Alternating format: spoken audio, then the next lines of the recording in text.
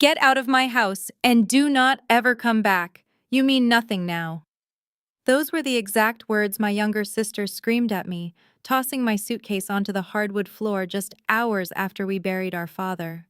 She had just received a preliminary email from the estate lawyers stating she was inheriting his $44 million fortune and the sprawling family mansion. Days later, the family lawyer actually laughed out loud in his office, looking my sister dead in the eye and asking if she had even bothered to read the actual will. I watched the color drain completely from her face when she realized the trap our father had set. My name is Rebecca. I am 33 years old, and I work as a forensic accountant for a major financial firm. If you have ever had a toxic family member try to destroy your life for a quick payout, let me know where you are watching from in the comments below. Hit that like button and subscribe, because you are going to want to hear exactly how I use the fine print to legally dismantle my sister's entire existence. The rain was lashing aggressively against the floor-to-ceiling windows of my father's study. We had just returned from the cemetery. Harrison Hayes, a self-made billionaire, and the only person in this family who ever truly saw my worth, was gone. The house felt incredibly empty, yet suffocating at the exact same time. I was standing quietly behind his massive mahogany desk, carefully organizing some of his personal paperwork. It was my way of grieving, finding a tiny shred of order in the absolute chaos that had become my life over the past week. Suddenly, the heavy oak doors of the study swung open so hard they slammed against the walls. In marched my 29-year-old sister, Brittany. She was still wearing her custom black designer funeral dress, holding up her smartphone like a trophy she had just won. Right beside her was her husband, Andre Washington. Andre was 32, a tall, imposing African-American man who loved to walk around introducing himself to anyone who would listen as a high-rolling venture capitalist. I knew better. I knew exactly what he was. Before I could even ask what was going on or why they were barging into our father's private sanctuary, Andre lifted his arm and hurled my leather suitcase across the room. It hit the floor with a loud thud, sliding violently to a stop right at my feet. I looked down at the scuffed leather of my bag, then back up at Andre, fighting to maintain my composure. I asked him what exactly the meaning of this was, keeping my voice dangerously calm. Brittany stepped forward, a smug, triumphant smile twisting her otherwise pretty face. It was the exact same fake, performative look she used for her thousands of followers online, where she masqueraded every day as a wealthy lifestyle influencer and a deeply concerned social activist. She announced that the email had just come through from the estate lawyers, and she was practically vibrating with malicious excitement. I kept my face perfectly neutral, refusing to give her the reaction she so desperately wanted. I smoothly pointed out that the official reading of the will was not scheduled until next week, and she knew that. Brittany scoffed, waving her glowing phone screen right in my face. She said this was the preliminary notification from the senior partner. She bragged that Daddy had left absolutely everything to her. The entire $44 million estate, the massive investment accounts, and this primary mansion were all legally in her name now. Andre crossed his muscular arms over his chest, looking down his nose at me with absolute disdain. He told me that I heard my sister, his voice dripping with intense condescension. He declared that this was her house now, and they did not want me in it. I looked at the two of them, genuinely appalled by their complete lack of basic human decency. We had buried our father less than 3 hours ago. The dirt on his grave was not even settled. The funeral guests had barely driven away from the cemetery, and they were already salivating over his bank accounts like starving animals. I asked them in a flat tone if they were throwing me out tonight, in the middle of a severe thunderstorm. Brittany rolled her eyes dramatically, reaching up to adjust her expensive diamond necklace. She complained that I was ruining the vibe, that I always did. She said I had this depressing, miserable energy that just dragged everyone down. She declared herself the lady of the house now, and told me frankly that I was a permanent stain on the family aesthetic. Andre chimed in, stepping closer to the desk in an obvious attempt to physically intimidate me. He ordered me to grab my bag and get out right now before he called the private security gate to drag me away. He announced they were hosting a lavish celebration dinner tonight, and I was definitely not on the guest list. I looked around the quiet study, taking in the familiar smell of my father's old leather-bound books and the rich polish of his chair. He had built an incredible empire from absolutely nothing, working tirelessly day and night, while my mother and sister spent his money as fast as he could make it. I was the only one who had inherited his relentless work ethic, choosing to build my own highly demanding career in forensic accounting rather than living lazily off his endless credit cards. Brittany tapped her designer heel impatiently against the hardwood floor. She asked if I was deaf and repeated her order to get out. She told me to go find some cheap roadside hotel, or better yet, to go sleep in my car. She said she honestly did not care and demanded I get off her property this second. I slowly closed the manila file folder I was holding. I did not cry. I did not scream.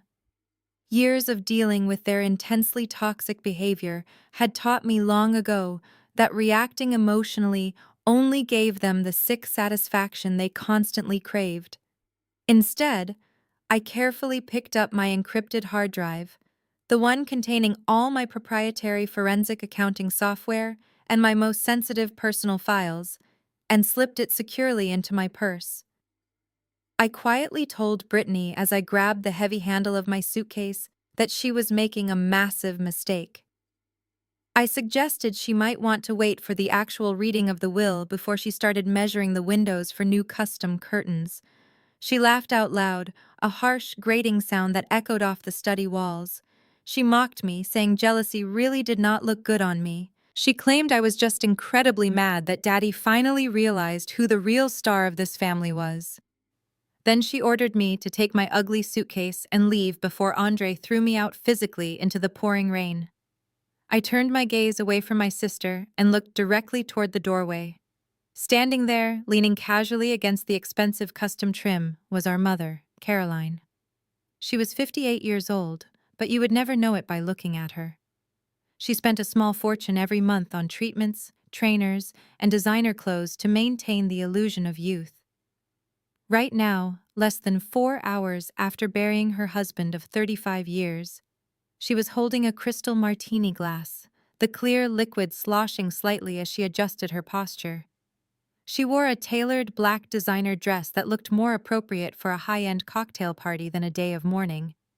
I waited for her to intervene. I waited for the woman who gave birth to me to tell her youngest daughter and her arrogant son-in-law to back down.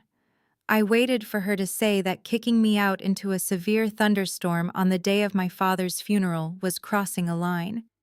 But I should have known better. Caroline took a slow, deliberate sip of her drink. The ice clinked sharply against the glass. She let out a long, dramatic sigh, looking at me with an expression of profound exhaustion. She told me to just leave, Rebecca. Her voice was flat, completely devoid of any maternal warmth. She said I was making everything difficult, just like I always did. She complained that the funeral had been an absolute nightmare to organize, as if she had hosted a charity gala instead of a burial. And now, she said, she just wanted to relax and celebrate Brittany's big day.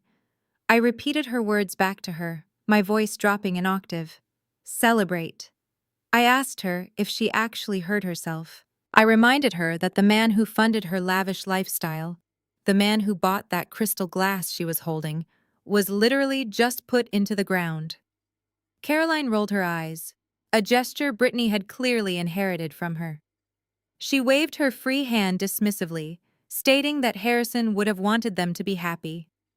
She then looked me up and down, her gaze lingering on my conservative dark suit, my practical shoes, and my complete lack of flashy jewelry. She said my depressing accountant energy was ruining the entire evening. She claimed I was dragging down the mood and making Brittany anxious on the day she officially became the new family heiress. The sheer breathtaking audacity of her statement hung heavily in the air. This was not a new dynamic. This was the exact same script we had been following for 3 decades. Caroline had always blatantly favored Brittany. When I spent my high school weekends studying advanced mathematics and preparing for college applications, my mother was busy taking Brittany to beauty pageants and expensive shopping sprees across the country. When I graduated at the top of my class and secured a full scholarship, Caroline skipped the ceremony because Brittany had a minor callback for a local commercial.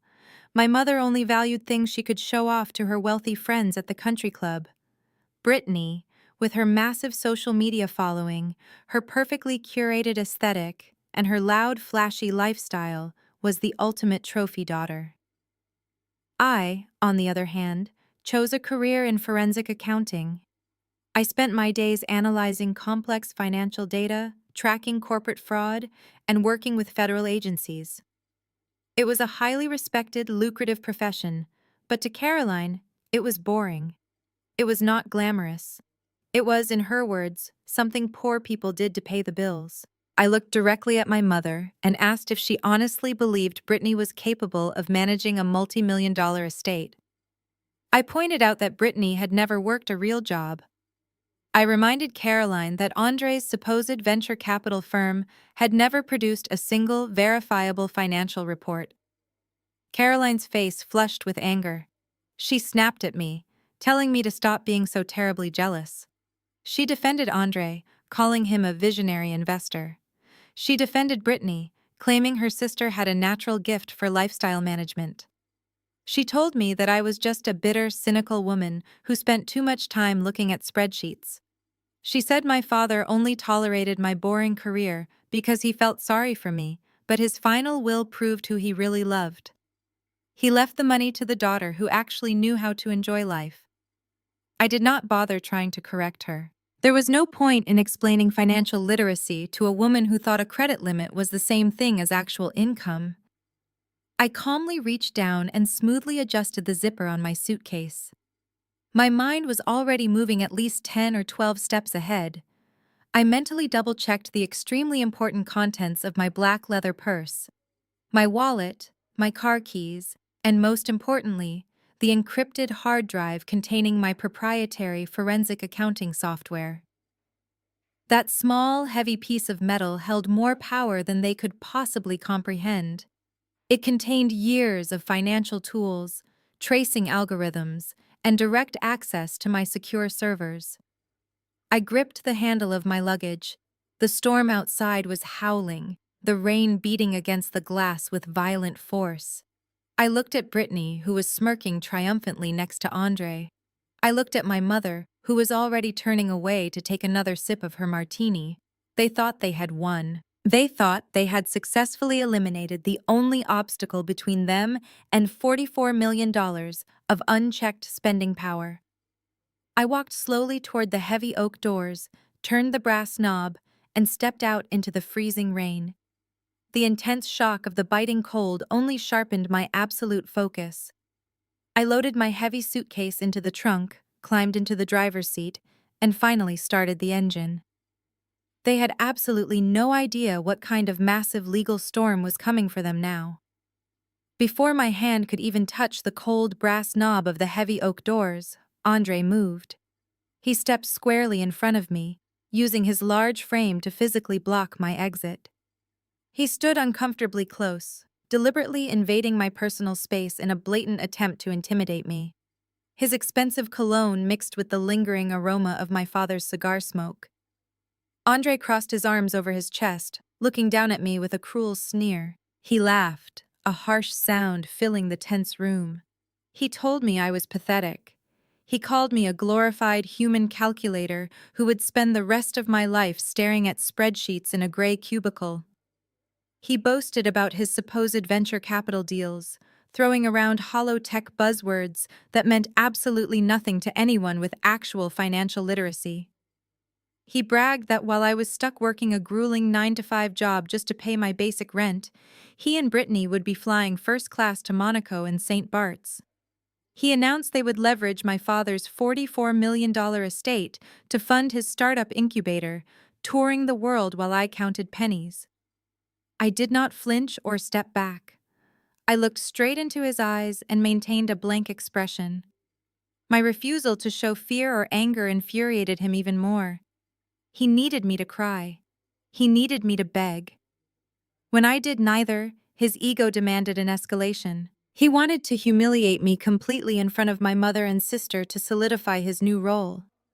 Andre pulled his latest model smartphone from the pocket of his tailored slacks. He dialed a number with aggressive taps of his thumb. He deliberately put the phone on speaker so the entire room could hear every word. I recognized the automated greeting immediately. It was the security dispatch for our exclusive gated community. When the dispatcher answered, Andre puffed out his chest. He loudly identified himself as the new head of the Hayes household. He stated that there was a hostile trespasser refusing to leave the premises and demanded that an armed patrol car be dispatched to the main estate immediately. He used words like unstable and threatening to describe me, a woman standing perfectly still with a single suitcase. Behind him, Brittany giggled softly. I caught a glimpse of her raising her phone, angling the camera to capture her makeup with the drama unfolding in the background. She was probably recording a silent video for her social media followers, crafting a fake narrative. My mother, Caroline, simply swirled her martini and looked out the dark window, completely indifferent that her son-in-law had called the guards on her own flesh and blood. We waited in tense silence. I did not move to push past him. Fighting him physically would only give him the excuse he wanted. Minutes later, the flashing yellow lights of the security vehicle reflected against the rain-slicked windows. Two uniformed security officers stepped into the grand foyer. They shook the freezing rain from their jackets and walked cautiously into the study. I knew both of them well. Officer Davis and Officer Jenkins had worked in this neighborhood for 5 years. They had greeted me at the gate hundreds of times. They looked incredibly uncomfortable. Andre stood tall and pointed a rigid finger right at my face. He ordered the officers to escort me off his property immediately. He claimed I was trespassing and causing severe emotional distress to the grieving heirs. Officer Davis hesitated, looking at me with genuine apology in his eyes. He politely asked me if I was finally ready to leave, his voice incredibly gentle and respectful. I nodded calmly. I slowly picked up the handle of my heavy suitcase. I told the officers I was happy to cooperate and walked past Andre without giving him a single glance. I kept my head held high, my posture perfectly straight, and my dignity completely intact. I walked out of the warm, lavish study and into the cold marble foyer. The security officers walked beside me, opening the massive front doors. The freezing winter storm hit me. The relentless wind whipped my wet hair across my face, and the torrential rain soaked through my dark suit within seconds.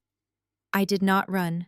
I walked down the sweeping stone steps with deliberate, measured paces, ensuring that every single step projected absolute strength. I reached my car parked at the edge of the circular driveway. I popped the trunk and lifted my heavy suitcase inside, taking a brief moment to make sure my purse, which contained my encrypted hard drive and all my forensic accounting software, was safely secured on the passenger seat. I climbed into the driver's seat, wiping the cold rain from my eyes, and started the engine. The headlights illuminated the grand portico of the mansion. Andre had stepped out onto the covered porch, flanked by the massive stone columns. He stood there under the warm glow of the exterior lights, completely dry and incredibly smug. He had his hands on his hips, watching me like a conquering general surveying a defeated enemy. I put my car into drive, but before I pulled away, I stopped right in front of the porch. I pressed the button to roll down my passenger side window. The cold wind howled into the car, carrying the loud sound of the pouring rain. Andre leaned forward slightly, expecting to hear me finally break down, expecting a tearful plea or an angry insult. Instead, I looked at him with a cold, predatory smile.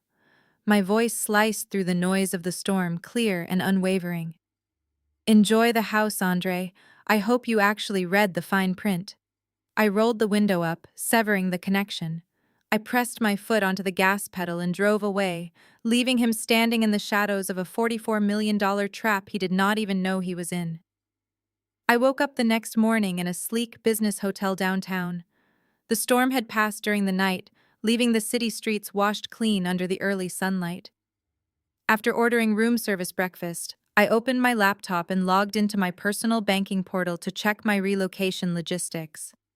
I saw the red alert banners flashing aggressively across the top of my screen. My emergency family credit cards tied directly to the Hayes legacy accounts that my father had set up decades ago were completely locked. Access denied, account frozen. I clicked through the security tabs and immediately spotted the specific reason code. The accounts had been flagged for suspected fraudulent activity. I let out a humorless laugh. Andre had wasted absolutely no time. He had leveraged his superficial banking contacts, likely a manager he played golf with, to freeze my access before sunrise. It was an incredibly petty textbook move designed to financially paralyze me. He assumed that, like Brittany and my mother, I relied entirely on the Hayes family wealth to survive. He genuinely believed that cutting off those legacy cards would leave me stranded, panicked, and crawling back to the mansion to beg for an allowance. He wanted to watch me suffer the indignity of having my credit declined at a gas station or a grocery store. Andre had severely miscalculated. He was playing checkers while I was managing a global financial chessboard. I closed the tab for the frozen family accounts and opened a different portal. I logged into the private high-yield corporate accounts I had built over the past decade through my career as a forensic accountant. While Brittany was spending her allowance on imported handbags and luxury vacations, I had been investing my six-figure salary into diversified index funds, municipal bonds, and real estate trusts. I did not need a single dime of my father's money to maintain my lifestyle. I reached into my wallet, bypassed the useless family platinum card, and pulled out my own heavy solid metal corporate card.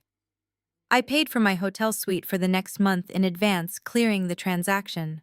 I booked a long-term luxury rental property in case I needed more space for my home office setup. Andre thought he had boxed me into a tight corner, but he had locked a door to a house I no longer needed to enter. I took a slow sip of my black coffee, feeling a sense of absolute satisfaction. Financial independence was the ultimate armor against toxic people. I dressed in a tailored slate gray power suit, checked my encrypted hard drive one more time, and headed out. Today was the official reading of the will, and I needed to be punctual.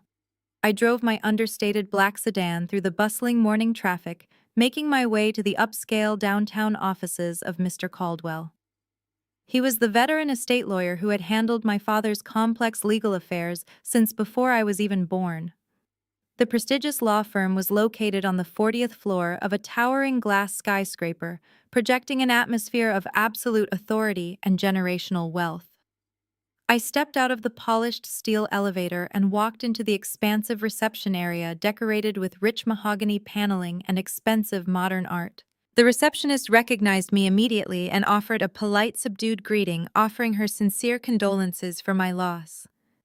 I thanked her graciously and took a comfortable seat in one of the plush leather chairs, opening my tablet to review a few final emails from my accounting firm. I was perfectly composed, breathing evenly, and fully prepared for the intense legal theater that was about to unfold before my very eyes. I knew exactly what my brilliant father had secretly orchestrated, and I was merely waiting for the intricate trap to spring.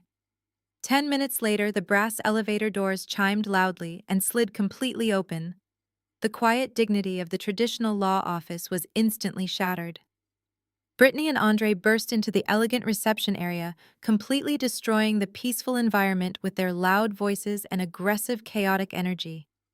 They were absolutely dripping in brand new gaudy designer clothing that screamed new money. Brittany wore a bright red runway dress entirely inappropriate for a serious estate reading, casually carrying a limited edition crocodile skin handbag that cost more than a luxury sports car. Andre was practically suffocating in a tight, custom-tailored crimson velvet suit, proudly sporting a massive diamond-encrusted watch that caught the bright overhead lights with every movement. They looked exactly like impulsive people who had just won the state lottery and had immediately gone on a careless shopping spree using high-interest credit cards. They were clearly operating under the arrogant assumption that the $44 million would be safely deposited into their checking accounts by noon today. Andre strutted straight up to the receptionist's mahogany desk, aggressively slapping his hand down on the smooth marble surface. He did not bother offering a polite morning greeting. He loudly demanded to see Mr. Caldwell, immediately belligerently stating that they were here to sign the final legal paperwork and collect their massive wire transfer. Brittany stood right behind his broad shoulders, impatiently tapping her stiletto foot and whining to the room at large that they had a celebratory luxury brunch reservation in exactly 1 hour and could not afford to be kept waiting. I sat quietly in my dark leather chair watching their pathetic, desperate performance unfold. They had not even noticed me sitting silently in the quiet corner of the room. I slowly closed my digital tablet and stood up, gracefully smoothing the front of my gray business suit. I calmly told Andre that the bank does not usually process giant wire transfers of that specific magnitude for people wearing cheap velvet before 11 in the morning. They both whipped around, rapidly staring at me with a potent mixture of pure shock and intense burning hatred. The stage was finally set. Mr. Caldwell emerged from his corner office just as the heavy tension in the reception area threatened to boil over into a public screaming match. He was a distinguished man, wearing an immaculate navy pinstripe suit and carrying a thick leather binder. He did not look amused by my sister and her husband treating his prestigious firm like a cheap casino lobby. He adjusted his wire-rimmed glasses and politely requested that we all follow him down the long corridor. The heavy mahogany doors of the main boardroom closed behind us, sealing us inside a soundproof vault of polished wood and expensive leather chairs. I took a seat on the far side of the massive table, deliberately placing myself out of their immediate physical reach. Brittany and Andre practically threw themselves into the plush seats directly across from Mr. Caldwell. They were vibrating with greedy anticipation, leaning forward like starving dogs waiting for a piece of raw meat to drop. Mr. Caldwell opened the thick leather binder with excruciating slowness. Every single rustle of paper echoed loudly in the silent room. He cleared his throat and began reading the official finalized will of my father, Harrison Hayes. He spoke in a measured, monotone voice, detailing the preliminary legal jargon and the standard, revocable clauses that precede any major estate distribution. Brittany aggressively tapped her manicured fingernails against the polished table, completely uninterested in the legal formalities. She loudly interrupted him, demanding he skip ahead to the part where she gets her money. Mr. Caldwell paused, peering at her over the rim of his glasses, with a look of profound professional disappointment before continuing at the exact same deliberate pace. Finally, Mr. Caldwell reached the section outlining the primary financial assets and the family mansion. He formally confirmed that the sprawling estate and the entirety of the $44 million liquid fortune were designated to go to Brittany Hayes, Washington. A triumphant smile completely consumed Brittany's face.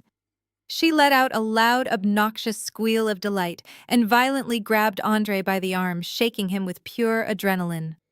She turned her head and shot me a look of absolute venomous victory, silently mouthing the words, "I win."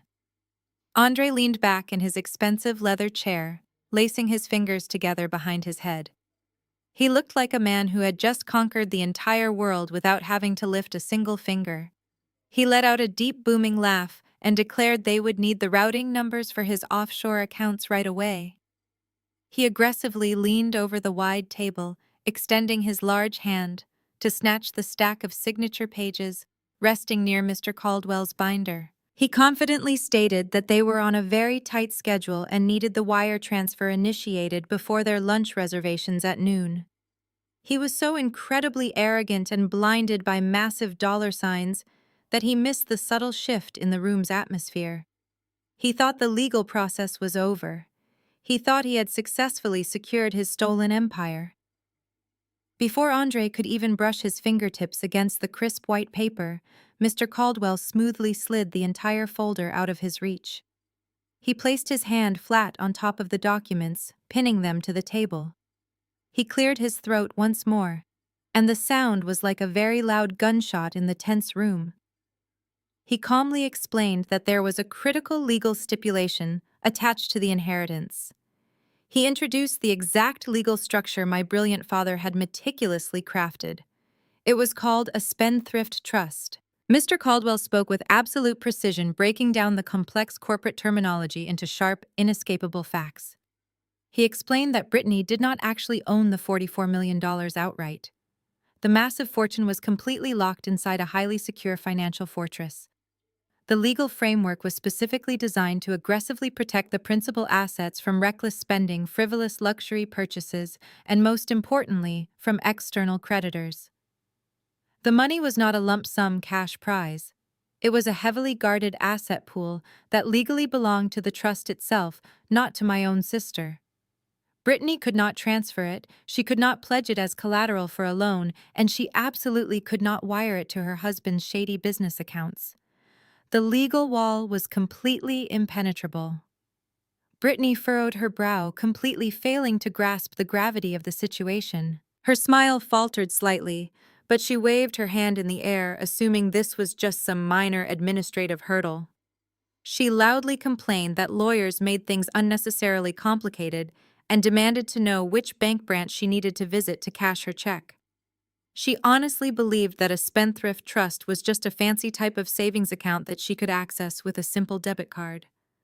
But Andre was not smiling anymore. The arrogant posture completely vanished from his broad shoulders. As a man who ran a supposed venture capital firm, he possessed enough basic financial literacy to understand exactly what those specific legal terms meant in the ruthless world of corporate law. He knew that a spendthrift trust was specifically utilized by ultra-wealthy individuals to prevent deadbeat spouses and aggressive debt collectors from draining a family fortune. He realized that the $44 million he had been mentally spending all morning was entirely out of his reach. A visible bead of cold sweat broke out on his forehead, sliding slowly down his temple. His breathing became incredibly shallow and erratic. He stared at the thick leather binder as if it were a live explosive device. He frantically asked Mr. Caldwell how they were supposed to access their money if it was locked inside a corporate trust. He demanded to know who held the keys to the vault. He was visibly panicking because he desperately needed that liquid cash to cover his tracks, and he needed it today. The room grew silent as the devastating reality of my father's brilliant trap finally began to close its steel jaws around them. Mr. Caldwell adjusted his wire-rimmed glasses and looked directly at Andre. The veteran lawyer was unaffected by the desperate, sweating man sitting across from him. He calmly explained that a spendthrift trust requires an administrator to oversee every financial transaction. This person is legally obligated to protect the principal balance from being squandered. Andre leaned forward, his velvet suit straining against his broad shoulders. He demanded to know the identity of this administrator. He assumed it was a corporate bank manager or Mr. Caldwell himself. Andre was formulating a manipulative strategy, planning to bribe, threaten, or charm whoever held the keys to the $44 million vault. He loudly insisted that as Brittany's husband and a financial investor, he should be named a co-manager immediately to facilitate rapid asset deployment. Mr. Caldwell ignored the ridiculous demand. He turned a crisp white page in his thick leather binder. He traced his index finger down the dense legal text until he reached the specific clause my father had carefully designed. He cleared his throat one final time. He announced that Harrison Hayes had appointed a sole irrevocable trustee to manage the entire estate. This individual possessed absolute, unquestionable authority over the trust and could never be removed or replaced by the beneficiary under any circumstances. Mr. Caldwell looked up from the binder, his eyes shifting away from Andre and landing squarely on me. He stated clearly that the sole irrevocable trustee was Rebecca Hayes. The grand mahogany boardroom dropped into a dead, suffocating silence. It was the kind of absolute quiet where you could hear a pin drop onto the plush carpet. All oxygen seemed to instantly vanish from the room. Brittany stopped tapping her manicured nails. Her jaw went slack, her mouth hanging open in an unattractive expression of pure shock. She slowly turned her head to stare at me, her eyes wide with a horrific realization. Andre looked as though he had just been struck by lightning. The blood drained from his face, leaving an ashen pallor in its wake. He stared at me with a mixture of terror and disbelief, his previous arrogance entirely obliterated by the staggering weight of my new legal title. Mr. Caldwell did not allow them a single moment to recover.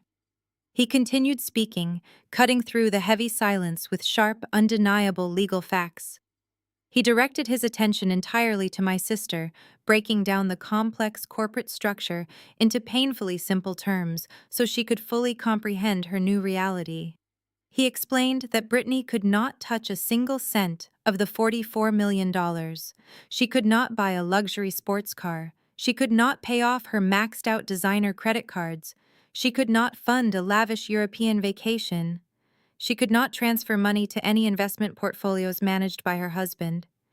If she wanted to purchase so much as a cup of coffee using the estate funds, she was legally required to submit a formal disbursement request directly to me. The reality of the situation crashed down on them like a concrete wall. Mr. Caldwell elaborated further, twisting the legal knife deep into their greedy ambitions. He confirmed that as the sole irrevocable trustee, I possessed absolute fiduciary authority. I was legally mandated to protect the estate from wasteful spending. Therefore, I held the ultimate, unchecked power to review every financial request Brittany submitted. If I deemed a request to be frivolous, unnecessary, or detrimental to the long-term health of the trust, I had the legal right to reject it entirely. My decisions were final. There was no appeals process. There was no overriding committee. My father had effectively handed me the remote control to my sister's entire financial existence. Brittany erupted into a massive, ear-splitting tantrum. She leaped out of her plush leather chair, her face contorting with absolute fury. She screamed in protest, her voice echoing wildly off the soundproof walls. She shrieked that this was completely illegal, that I was just a bitter, jealous accountant trying to steal her rightful inheritance. She slammed her hands against the edge of the table, demanding that Mr. Caldwell fix this immediately. She refused to accept that the sister she had ruthlessly thrown out into the freezing rain just 12 hours earlier now held total dominion over her life. In a desperate attempt to test the boundaries of this new reality, Brittany pointed a shaking finger at me. She loudly demanded that I authorize an immediate $500,000 celebration allowance so she could properly honor our father's memory at an exclusive downtown club. She crossed her arms, daring me to challenge her authority. I did not raise my voice. I did not stand up from my chair. I simply looked directly at my sister, letting a cold, calculated smile slowly spread across my face. I enjoyed the sheer panic dancing behind her angry eyes. I enjoyed watching the consequences of her lifelong cruelty finally catch up to her in real time. I leaned forward slightly, resting my hands on the cool mahogany table. I looked her dead in the eye and delivered the killing blow in a perfectly steady tone. Your request is absolutely denied. The sharp words hung in the silent air, completely sealing her unfortunate fate. Andre completely and utterly lost his mind. The realization that his massive payday had vanished pushed him over the edge into pure, unhinged aggression. He lunged forward and slammed his heavy fists violently onto the mahogany table. The impact shook the heavy wooden structure and rattled the crystal water glasses resting in the center.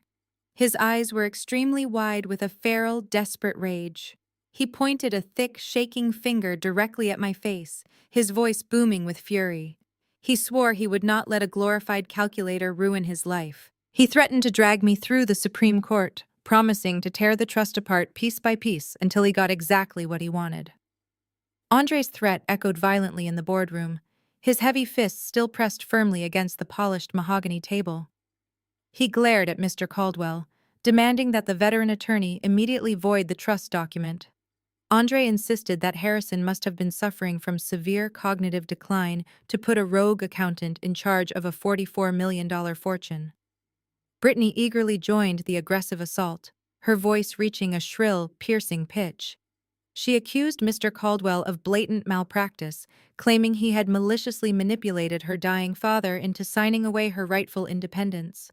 She ordered the lawyer to rip up the paperwork right then and there, threatening to ruin his prestigious firm, with endless lawsuits and negative media campaigns. She pointed a manicured finger at the leather binder and shrieked that she was the primary heir, meaning she should have the absolute final say over every single legal technicality regarding the estate.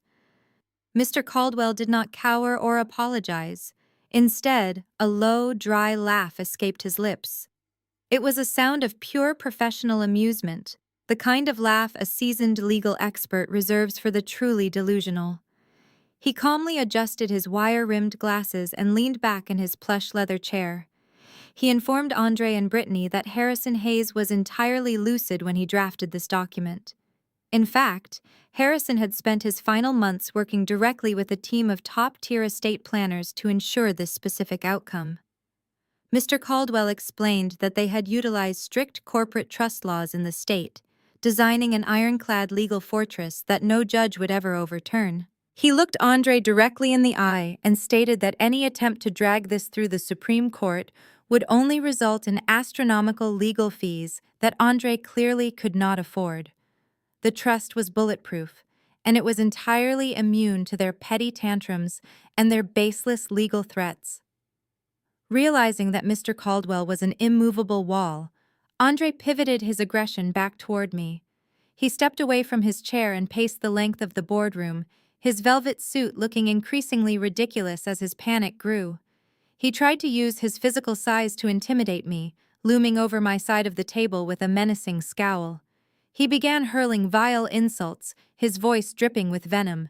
He called me a bitter, friendless spinster who was obsessed with spreadsheets because I had no real life of my own.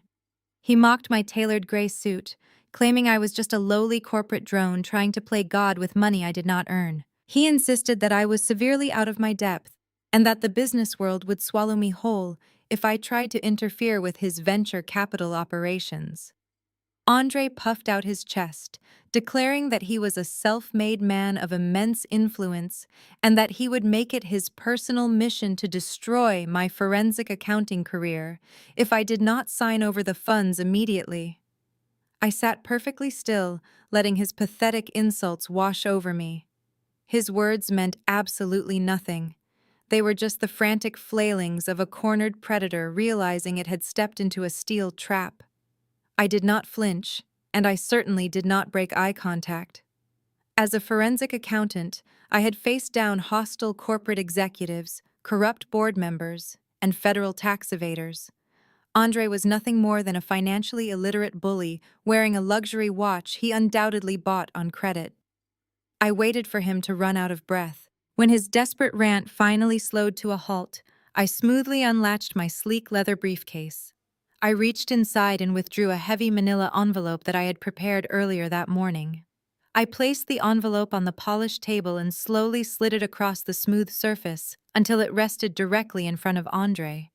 I told him that since he and Brittany were now the proud owners of the family mansion, they needed to face the immediate realities of their new real estate portfolio. I watched his brow furrow as he reluctantly picked up the envelope and tore it open. A stack of official documents spilled out onto the mahogany. These were not trust disbursements. They were actual bills. I watched the last remaining drops of color drain from Andre's face as he flipped through the paperwork. I generously provided a detailed breakdown of what it actually costs to maintain a 15,000-square-foot luxury estate in an exclusive gated community. There was the quarterly property tax bill, which alone amounted to a staggering 6 figures. There were the astronomical monthly premiums for the comprehensive homeowner's insurance. There were the exorbitant invoices for the private security patrol, the same security patrol Andre had proudly summoned to throw me out the night before. I had also included the massive utility arrears, the landscaping retainer, and the specialized maintenance fees for the heated swimming pool and the climate-controlled wine cellar. Brittany peered over his shoulder, her eyes widening as she calculated the sheer volume of the numbers printed on the pages. She quickly looked at Mr. Caldwell, desperately asking if the trust automatically paid for the upkeep of the primary residence. Mr. Caldwell shook his head, confirming that the trust was designed solely to preserve the principal $44 million, not to subsidize the daily living expenses of the beneficiaries occupying the property. The mansion was theirs to live in, but the crushing financial burden of keeping the lights on rested entirely on their own shoulders. I leaned forward. My voice was icy and precise, cutting through the rising panic in the room. I told them that being the new head of the Hayes household came with significant financial responsibilities. I pointed at the stack of past due property tax bills and utility notices clutched in Andre's trembling hands. You might want to figure out how to pay these, Andre, because the trust does not cover your personal utilities. Andre snatched the stack of utility invoices and property tax bills from the polished mahogany table, his large knuckles turning stark white under the harsh boardroom lights. He did not utter another single word. The reality of his catastrophic financial exposure had completely silenced him. He aggressively grabbed Brittany by her slender arm, his grip visibly tight, and dragged her out of the elegant boardroom. The heavy wooden doors slammed shut behind them, vibrating violently in their sturdy frames. Mr. Caldwell looked at me over the rim of his wire glasses, a faint smile playing on his lips, and simply nodded in silent approval. The legal trap had been successfully sprung, but I knew my younger sister well enough to understand that a cornered, desperate animal always lashes out. Brittany had never possessed the requisite intellect to fight a legitimate legal battle in a courtroom, but she possessed a massive, rabid audience of digital followers who hung on her every perfectly curated word. She was completely broke, terrified of losing the status of her luxury mansion, and desperate for a convenient scapegoat. She went straight to the only weapon she actually knew how to use effectively. By the time I reached my secure hotel suite later that evening, my personal cell phone was already buzzing violently against the wooden nightstand. The push notifications were coming in so incredibly fast that the screen was just a continuous blur of bright red alerts. Brittany had taken to Instagram and TikTok, broadcasting a highly produced, heavily edited narrative directly to her 2 million dedicated followers. I opened the social media application and watched her calculated performance unfold. She was sitting on the plush carpet of her massive walk-in closet, strategically positioning herself so the camera lens caught her extensive designer shoe collection in the blurred background. She had meticulously scrubbed off her heavy makeup to look appropriately devastated, wearing an oversized plain cashmere sweater to appear physically small and emotionally vulnerable. Real, wet tears streamed down her flushed cheeks as she stared directly into the camera lens. She spoke in a trembling, fragile voice, claiming that her beloved father had just passed away and that she was completely heartbroken by the profound loss. Then, the malicious pivot occurred. She looked down, took a dramatic, shuddering breath, and delivered her meticulously crafted lie to the world. She told her massive audience that her jealous, mentally unstable older sister had hijacked her father's entire estate. Brittany spun a wild, entirely fictional story about how I had manipulated a grieving old man, exploiting obscure legal loopholes to illegally hold her rightful inheritance hostage out of pure, bitter spite. She claimed I had thrown her out of the will, that I was starving her out of her own childhood home, and that I was trying to deliberately bankrupt her new husband. She conveniently never mentioned the Spendthrift Trust. She never mentioned the strict forensic accounting protocols my father had legally mandated.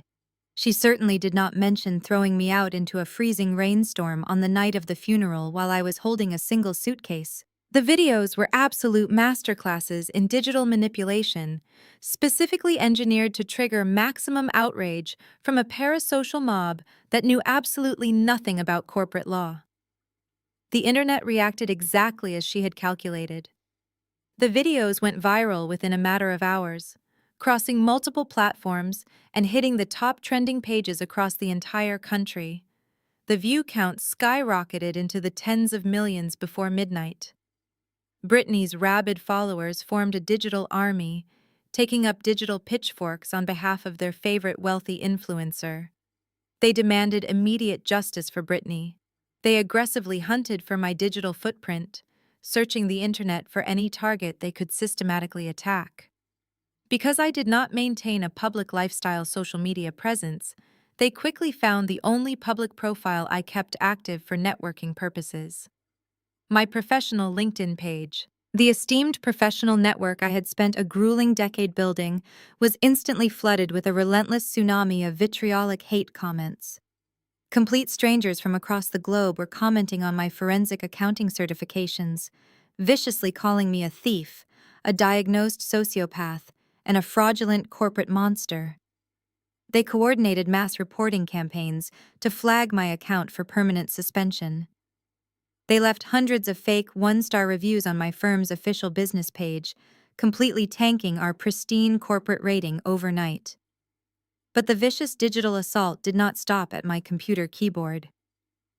By 8 sharp the next morning, the physical switchboard at my downtown accounting firm was entirely jammed. Angry, hysterical followers from different time zones were relentlessly calling the main reception line, screaming profanities at the administrative assistants, and demanding that I be fired immediately for elder abuse and financial theft. The receptionists were forced to route all incoming calls to an automated voicemail system just to keep the business operational. The public pressure was mounting at an exponential rate, threatening to completely obliterate my hard-earned professional reputation and bring my entire career to a sudden, catastrophic halt. As I sat at my hotel desk monitoring the unprecedented chaos, my phone screen illuminated with a highly urgent text message from my managing partner. I stared at the brief sentence demanding an immediate meeting. Brittany thought she had won the war by leveraging public perception against my private reality. She assumed that a woman who spent her entire life operating quietly in the shadows of complex financial audits would simply collapse under the crushing weight of intense public scrutiny. She expected me to surrender the trust funds just to make the relentless harassment stop. She wanted me to call Mr. Caldwell and reverse the entire legal structure to save my accounting job. She deeply misunderstood the fundamental nature of the person she was attacking. I closed my laptop screen, taking a slow, measured breath. I picked up my blazer, ready to face the impending corporate fallout. The escalating media storm had officially begun. I walked through the glass double doors of my firm with my head held high. I ignored the frantic whispers and nervous glances from junior analysts in the bullpen. The quiet hum of productivity was replaced by the chaotic ringing of multiple telephone lines. The receptionist looked completely overwhelmed, frantically routing the endless flood of angry calls to automated voicemail boxes. I bypassed my private office and walked down the executive corridor toward the managing partner's suite. David, a man who usually only cared about billable hours and securing corporate clients, was pacing behind his massive oak desk. He looked incredibly exhausted. The moment I stepped into his office and closed the soundproof door, he dropped heavily into his leather chair. David bluntly stated that the firm was facing an unprecedented public relations nightmare. He pointed to his computer monitor, explaining our pristine corporate rating had plummeted overnight due to thousands of fake reviews. Clients were calling to ask why his senior forensic accountant was trending on social media for alleged elder abuse and theft. I took a seat across from him, my posture straight. I calmly explained that my father had recently passed away and appointed me as the sole irrevocable trustee of his $44 million estate. I clarified that my sister, furious over losing unrestricted access to the family fortune, was weaponizing her massive internet following to bully me into violating my legal fiduciary duties. David let out a long sigh, rubbing his temples. He acknowledged my flawless professional record and personally believed my side of the story. However, he stressed the firm simply could not afford to be caught in the crossfire of an internet scandal. He strongly suggested I find a way to quietly resolve the family dispute, perhaps by stepping down as trustee or finding a rapid compromise to make the negative media attention disappear. He wanted me to apologize to the angry digital mob to save the firm's online reputation. I looked David directly in the eye and refused. I told him I would absolutely not capitulate to a coordinated harassment campaign, nor surrender my father's estate to a financially illiterate influencer and her fraudulent husband. Instead of caving to corporate pressure or offering a hollow apology, I proposed an alternative solution. I formally requested an immediate 2-week leave of absence. I had accumulated months of unused paid time off over my dedicated career, and this was the exact moment to use it. I explained my temporary departure would immediately remove the firm from the public crosshairs.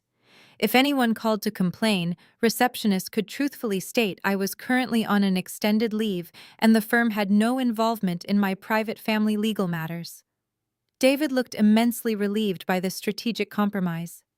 He approved the leave of absence on the spot, urging me to get the chaotic situation fully under control before returning to my desk.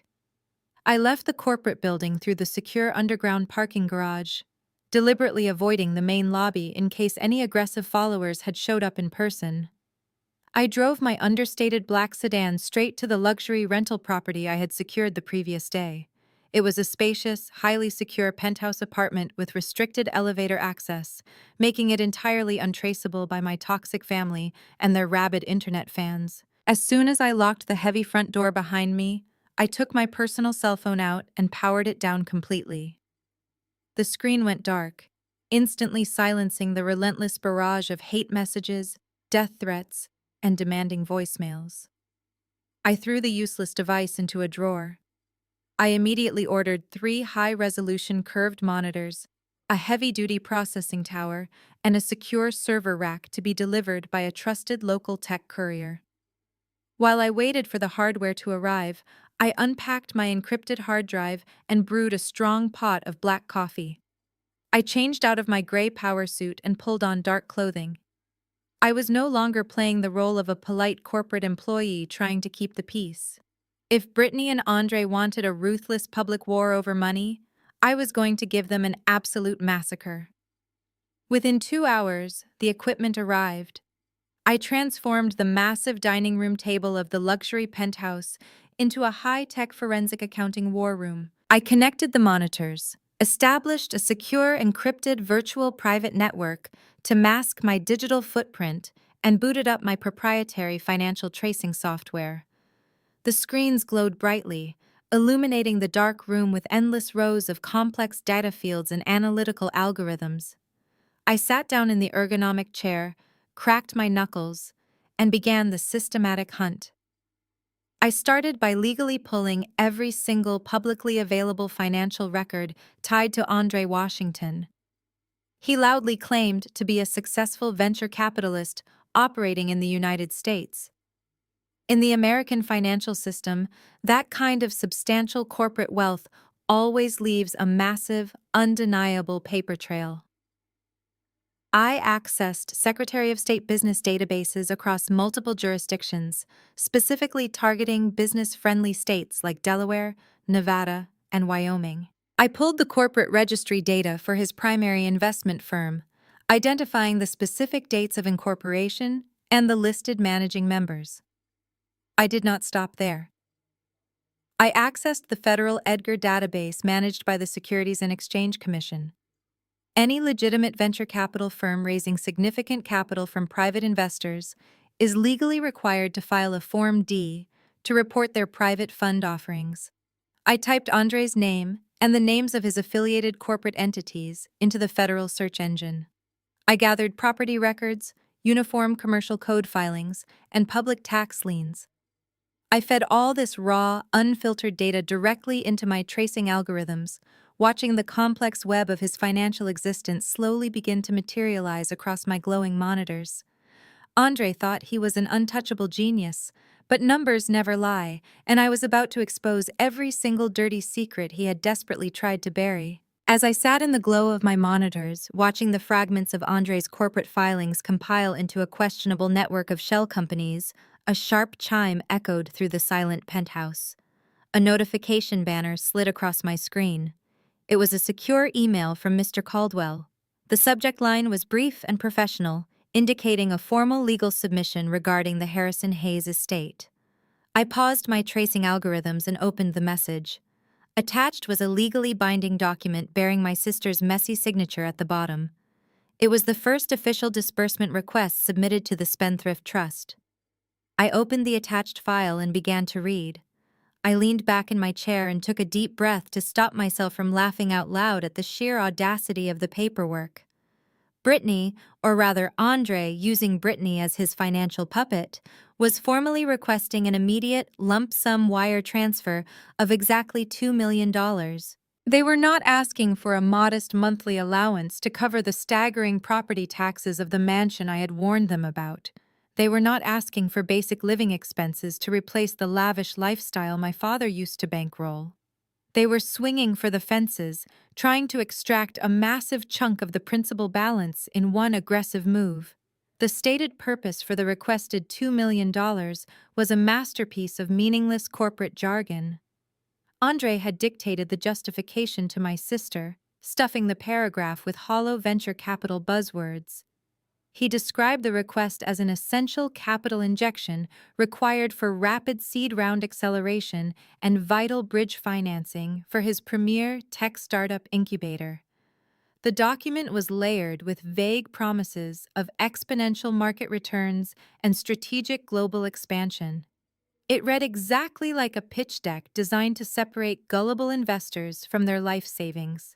They honestly believed that because I was a family member, I would glance at the intimidating financial vocabulary, feel overwhelmed by the business terminology, and blindly authorize the wire transfer to avoid a headache. They assumed that the coordinated internet hate campaign currently raging against me on social media had broken my spirit. They thought I would eagerly sign the $2 million check to buy their silence and make the public harassment stop permanently. They could not have been more wrong. By submitting a formal legal request for a business investment, they had completely abandoned the realm of messy family drama and willingly stepped onto my professional battlefield. In the ruthless world of forensic accounting, a request for a capital injection is an open invitation for a comprehensive financial audit. I opened a new email draft. I did not write back as an angry older sister. I did not mention the hateful viral videos, the fake reviews on my firm's website, or the fact that they had thrown me out into the freezing rain just days earlier. I responded strictly in my official capacity as the sole irrevocable trustee of the Harrison Hayes estate. I channeled every ounce of my auditing experience into the calculated response. I began by formally acknowledging the receipt of the $2 million disbursement request. Then, I invoked my absolute fiduciary duty under state corporate law.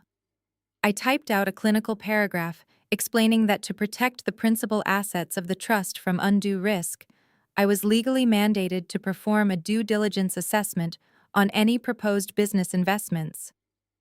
I laid out my precise, non-negotiable demands. I required full, unredacted financial disclosures for Andre's venture capital firm and all its affiliated subsidiary entities. I formally requested the last 3 years of audited corporate bank statements, showing all incoming and outgoing wire transfers. I demanded the submission of all Schedule K-1 tax forms to verify the actual income and liabilities of the managing partners. Furthermore, I insisted on a complete capitalization table detailing every current investor, along with the firm's profit and loss statements dating back to its initial incorporation. I added a final sentence stating that once these standard documents were received and thoroughly reviewed by my office, I would make a final determination regarding the $2 million capital injection. I signed the email with my full legal title, attached my official digital signature, and copied Mr. Caldwell on the correspondence so everything was permanently recorded. I hovered my mouse over the send button for a fraction of a second, savoring the absolute control I held over their financial destiny, and then I clicked send. The digital bomb was successfully dropped. I leaned back, took a sip of my coffee, and watched the clock on my computer screen. I knew exactly how a man like Andre would react. A legitimate venture capitalist would easily compile those standard documents and send them over within the hour. A fraudster running a shadow operation would view that list of demands as a direct death warrant. I did not wait too long for his response. Exactly 14 minutes after I sent the email, my secure secondary cell phone began to vibrate violently across the wooden desk. The bright caller ID flashed, displaying Andre's name. I let it ring 4 times, ensuring he was adequately panicked, before I picked up the device and pressed it to my ear. I did not even get the chance to say a polite hello. Andre's voice exploded through the speaker, incredibly loud and frantic. He was practically hyperventilating, his heavy breathing ragged and uneven. The arrogant, smooth-talking bully from the reading of the will was completely gone. In his place was a terrified, desperate man watching his entire house of cards collapse in real time. His voice was shaking with a chaotic mixture of intense rage and absolute, unfiltered panic. He screamed into the receiver, his angry words blurring together in a frantic rush, telling me I had absolutely no legal right to look at his private books. He aggressively demanded that I bypass the legal requirements and wire the funds instantly. I held the phone away from my ear as Andre continued to shout, his panic echoing loudly in the quiet penthouse. He demanded to know who I thought I was, insisting that private equity financials were strictly confidential and completely exempt from any estate inquiries. I let him vent his terror for a full 60 seconds before I finally spoke. I kept my voice perfectly level, stripping away any trace of emotion. I informed him that under the strict fiduciary guidelines of the Spendthrift Trust, I was the sole gatekeeper of the capital. I told him he had exactly 2 choices. He could either submit the unredacted documents to my secure server by the end of the business day, or he could withdraw the $2 million request entirely and try his luck with traditional bank loans. I reminded him that commercial banks run thorough credit checks, and based on the sheer panic vibrating in his voice, his credit score was likely abysmal. I hung up the phone and placed it face down on my desk. He had absolutely no leverage. Within 3 hours, a secure file transfer notification popped up on my main monitor. Andre had caved. He had uploaded a digital packet of financial records, desperately hoping to secure the massive wire transfer. I downloaded the encrypted files and opened them across my curved screens.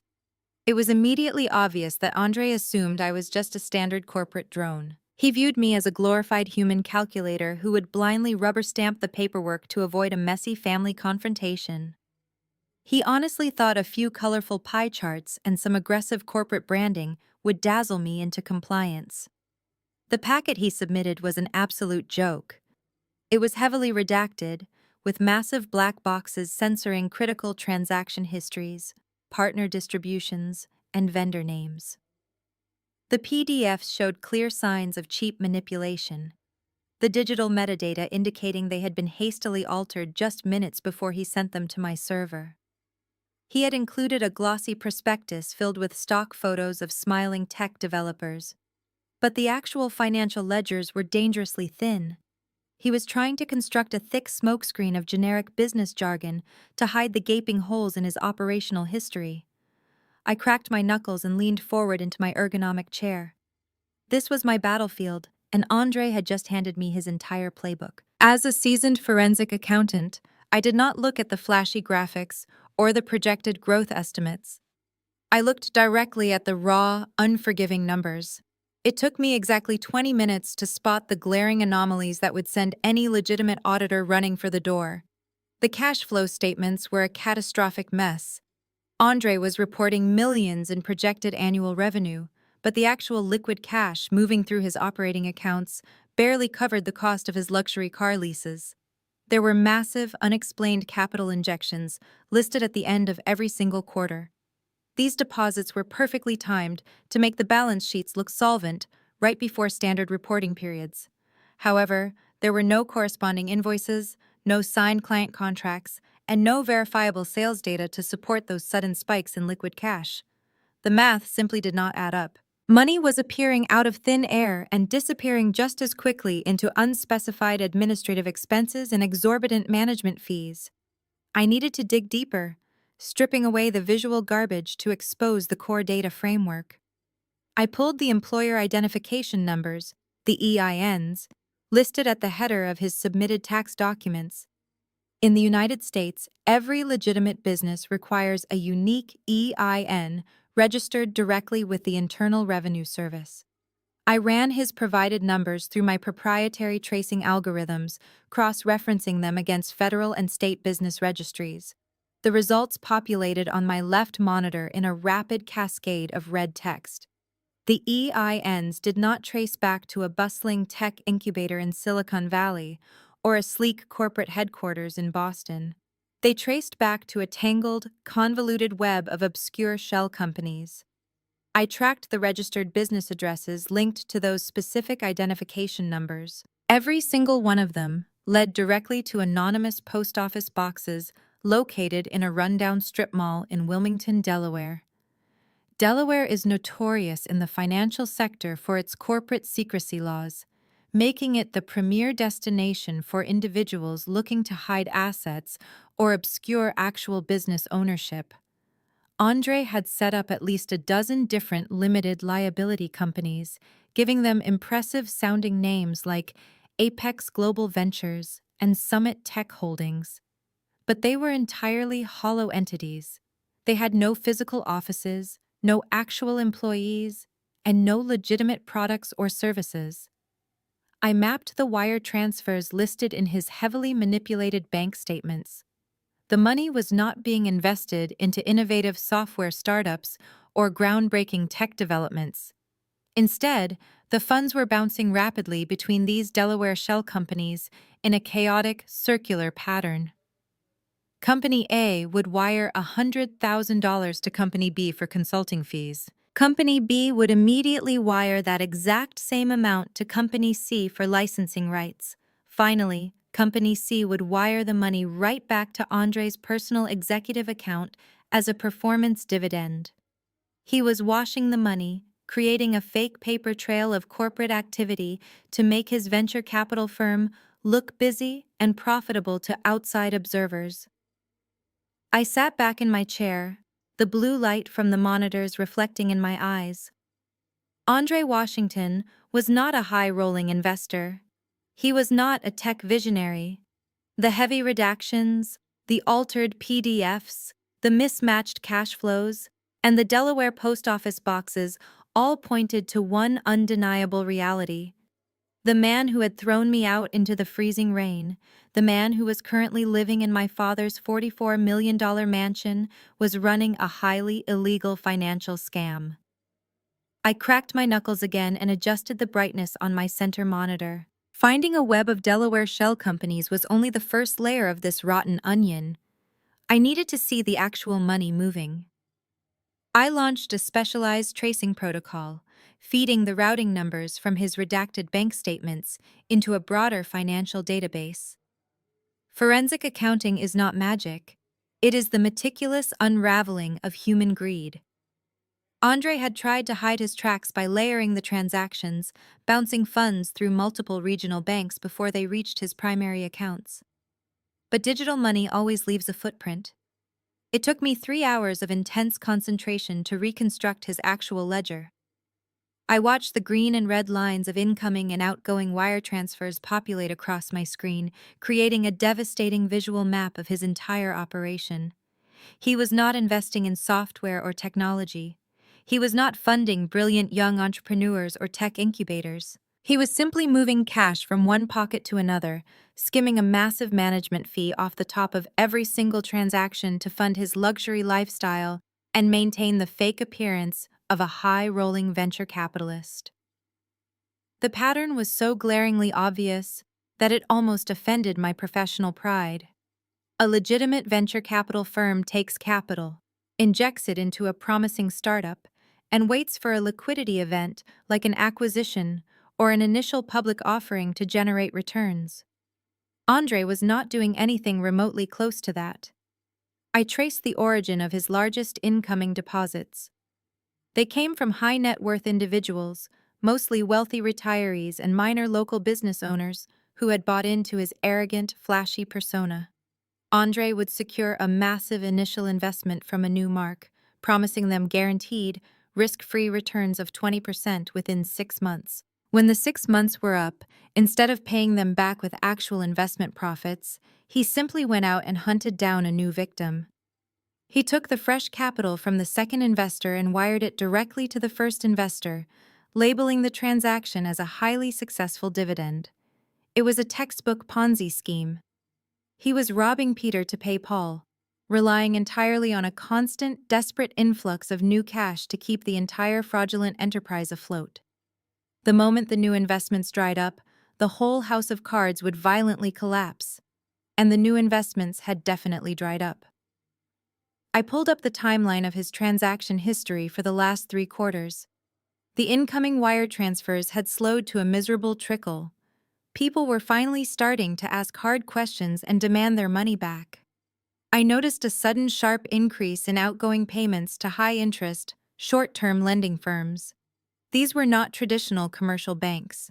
These were aggressive, predatory private creditors who charged extortionate interest rates and did not politely accept excuses when monthly payments were missed. Andre had maxed out his leverage entirely. He was drowning in toxic debt, burning through cash just to keep his angry early investors at bay and stop them from contacting the authorities. He had drained his business accounts down to the absolute minimum required to keep them open without triggering automatic closure flags. That arrogant, velvet-suited man, who had smugly thrown my suitcase out the front door, was actually suffocating under a mountain of catastrophic financial liabilities. His entire existence was a carefully constructed lie. He had likely spent his entire adult life running from one financial disaster to the next, always relying on his superficial charm to stay ahead of the law. The luxury cars, the designer clothes, and the diamond watches were all smoke and mirrors, bought with stolen money to project an illusion of immense wealth. The realization hit me with the force of a freight train. The formal disbursement request sitting in my inbox for $2 million had absolutely nothing to do with accelerating a tech startup. It was a desperate, flailing attempt to save his own skin. I cross-referenced the date of his disbursement request with his upcoming debt obligations. The timing aligned perfectly. He had a massive balloon payment due to a particularly aggressive private lending syndicate by the end of the current month. The principal and interest totaled exactly $1.9 million. He desperately needed the $2 million from Brittany's trust fund to pay off the angry creditors who were rapidly closing in on him. If he defaulted on that specific loan, they would rip his fake corporate empire apart and likely drag his name through civil and criminal courts. He viewed the Harrison Hayes estate as his ultimate personal bailout. He had manipulated my sister completely, using her as a pawn. He eagerly waited for my father to die so he could raid the family vault and cover his massive criminal tracks. He thought he had hit the jackpot when the preliminary email arrived and the will was formally read. He thought his financial nightmare was finally over and he could walk away scot-free with millions in stolen wealth. But he never anticipated the spendthrift trust, and he certainly never anticipated me holding the master key. I sat back and stared at the undeniable proof displayed across my 3 monitors. The scope of his deception was breathtaking. He had successfully fooled my mother into thinking he was a financial genius. He had fooled Brittany into thinking she had married a titan of industry, but he could not fool the math. I highlighted the files containing the fake invoices, the round-trip wire transfers, and the predatory loan agreements, dragging them all into a secure, encrypted folder on my hard drive. He was going down, but before I could completely destroy him, I needed to check one final thing. I needed to see if my father's accounts had been compromised before he passed away. I reached for my keyboard and prepared to dig even deeper into the Hayes family legacy accounts. I shifted my focus away from the chaotic mess of the Delaware shell companies and opened the highly restricted, encrypted portal containing my late father's primary holding accounts. As the sole irrevocable trustee, I now possessed the master administrative credentials to the entire Hayes family financial network. Harrison Hayes was an intensely meticulous man. His investment portfolios were structured with absolute surgical precision, balanced perfectly across stable blue-chip stocks, secure municipal bonds, and prime commercial real estate. But as I ran my diagnostic software over the liquid capital accounts, a glaring red anomaly instantly triggered my internal audit alarms. The financial bleeding was not a recent development. It had been happening systematically for exactly 3 years. I narrowed the search parameters on my curved monitor, isolating a specific series of outgoing international wire transfers that completely defied my father's notoriously conservative cash management strategy. The money was being rapidly funneled out of a secondary corporate holding account that my father rarely utilized for day-to-day operations. When the final destination coordinates populated on my screen, a sharp, cold chill washed over my entire body. The money was not going to legitimate business partners or established real estate developers. Every single one of those massive wire transfers landed squarely in the lap of the exact same Delaware shell companies I had just linked to Andre Washington. Andre had not just been running a pathetic Ponzi scheme with gullible outside investors. He had been actively cannibalizing my father's empire from the inside out. I ran a quick, precise summation of the illicit transfers over the 36-month period. The final number flashed on my screen in bold, undeniable text: $8 million. Andre had secretly siphoned $8 million of my father's hard-earned wealth directly into his fraudulent offshore limited liability companies. He would have noticed an $8 million discrepancy immediately, unless the money was being deliberately drained from a blind spot. I aggressively pulled up the original account authorization cards and the digital signature logs for that specific secondary holding account. In banking, every single wire transfer over $10,000 requires a verified signature and a direct, authenticated authorization from a listed account manager. I opened the secure PDF containing the transfer authorizations, fully expecting to see Andre's poorly forged signature, or perhaps evidence of a sophisticated cyber breach. What I found staring back at me was infinitely more devastating. The signature on every single one of those multi-million-dollar wire transfers belonged to my sister. Brittany Hayes Washington had personally signed off on the theft of $8 million. I stared at her looping, overly stylized signature at the bottom of the digital authorization forms. My stomach dropped as the horrifying reality of the situation locked securely into place. Years ago, my father had designated Brittany as an authorized co-signer on this specific secondary account, likely to cover emergency family expenses or to give her a false sense of financial responsibility. He had given her a key to a side door, never expecting her to let a ruthless thief inside the vault. Andre had successfully weaponized his own wife. Brittany was not an evil mastermind orchestrating a complex corporate embezzlement scheme. She was entirely too lazy and financially ignorant to pull off federal wire fraud on this massive scale. Andre had used her as a blind, willing mule. He would simply slide a stack of dense banking documents in front of her, probably spinning a charming lie about a brilliant new tech investment or an exclusive real estate opportunity that required immediate funding. And Brittany, completely oblivious to the fraud and blindly trusting the man who constantly fed her massive ego, just signed exactly where he told her to sign. She never read the documents, she never asked for a prospectus. She just signed away $8 million of our father's legacy to fund her husband's criminal lifestyle. By doing so, she had legally tied the heavy noose directly around her own neck. In the eyes of the federal government, ignorance is not a valid defense against felony wire fraud. Brittany's signature was the authorized catalyst for the theft.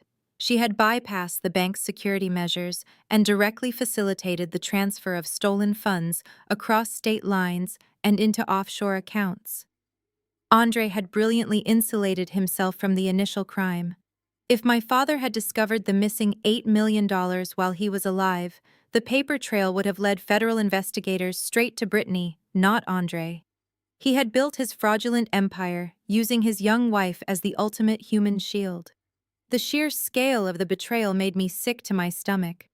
Andre had been robbing my family blind while living in our house, eating our food and treating me like absolute garbage. He had manipulated my mother into adoring him and brainwashed my sister into signing away her freedom. He was a vicious parasite who had attached himself to the Hayes fortune, quietly draining the life out of it, while projecting the image of a successful venture capitalist. I carefully saved the digital signature logs and the authorization forms into my highly encrypted dossier. The file was growing rapidly, transforming from a simple background check into a comprehensive federal indictment. Andre desperately wanted $2 million to save himself from his aggressive creditors, but he had fundamentally misunderstood the power dynamic. He thought he was negotiating with a bitter sister holding a grudge. He did not realize he was dealing with a forensic accountant holding all the evidence of his massive federal crimes. He was completely and utterly defenseless. He had willingly walked into a legally binding financial cage, entirely constructed by a dying billionaire who saw right through his charming facade. I took a slow, deep sip of my cold coffee, feeling a sharp thrill of impending justice. I leaned back in my chair, staring at the damning documents. The trap my father built was finally making perfect sense. I sat back and stared at the undeniable proof displayed across my 3 monitors. The trap my father built was finally making perfect sense. It had been exactly 3 weeks before his heart finally gave out. I had visited him late on a Sunday evening. The sprawling mansion was unusually quiet because my mother was attending a charity gala and Brittany was out at a trendy new restaurant with Andre. I found my father sitting in his heavy leather chair behind the massive mahogany desk in his study. The same study where Andre would later throw my suitcase onto the floor. My father looked incredibly frail. The aggressive illness had stripped away his physical strength, hollowing out his cheeks and turning his usually vibrant skin a pale, ashen gray. But his eyes were still piercingly sharp. He had motioned for me to sit down across from him. He pushed a heavy crystal glass of bourbon toward me, though he was no longer allowed to drink it himself. He told me that a man spends his entire life building a fortress to protect his family from the wolves outside, only to realize too late that he accidentally invited the most dangerous wolf right through the front door. I had asked him what he meant. He did not answer directly. Instead, he smiled a sad, weary smile. He told me that Brittany was exceptionally naive, easily blinded by shiny objects and smooth-talking men. He said my mother was too superficial to ever spot a predator if the predator was wearing a tailored designer suit. Then he looked at me with an intensity that burned into my memory. He told me that I was the only one who inherited his mind. He said he was leaving behind a massive, complicated puzzle, and he was trusting me to solve it and execute the final judgment. He made me promise to protect my sister from the ultimate consequences of her own blinding stupidity, even if she hated me for it. The memory faded, leaving me alone in the cold glow of my computer screens. The missing $8 million, the fraudulent Delaware shell companies, Brittany's careless, looping signature on the wire transfer authorization forms. My father had known everything. He was a self-made billionaire who monitored his financial empire with microscopic precision. There was absolutely no way an astronomical sum like $8 million could vanish from his secondary holding accounts without triggering his internal alarms. He had caught Andre stealing from him months ago. He had traced the missing capital right back to his arrogant son-in-law. So why did my powerful father not simply call his lawyers and send Andre to federal prison? The answer was staring right at me from the digital signature logs: Brittany.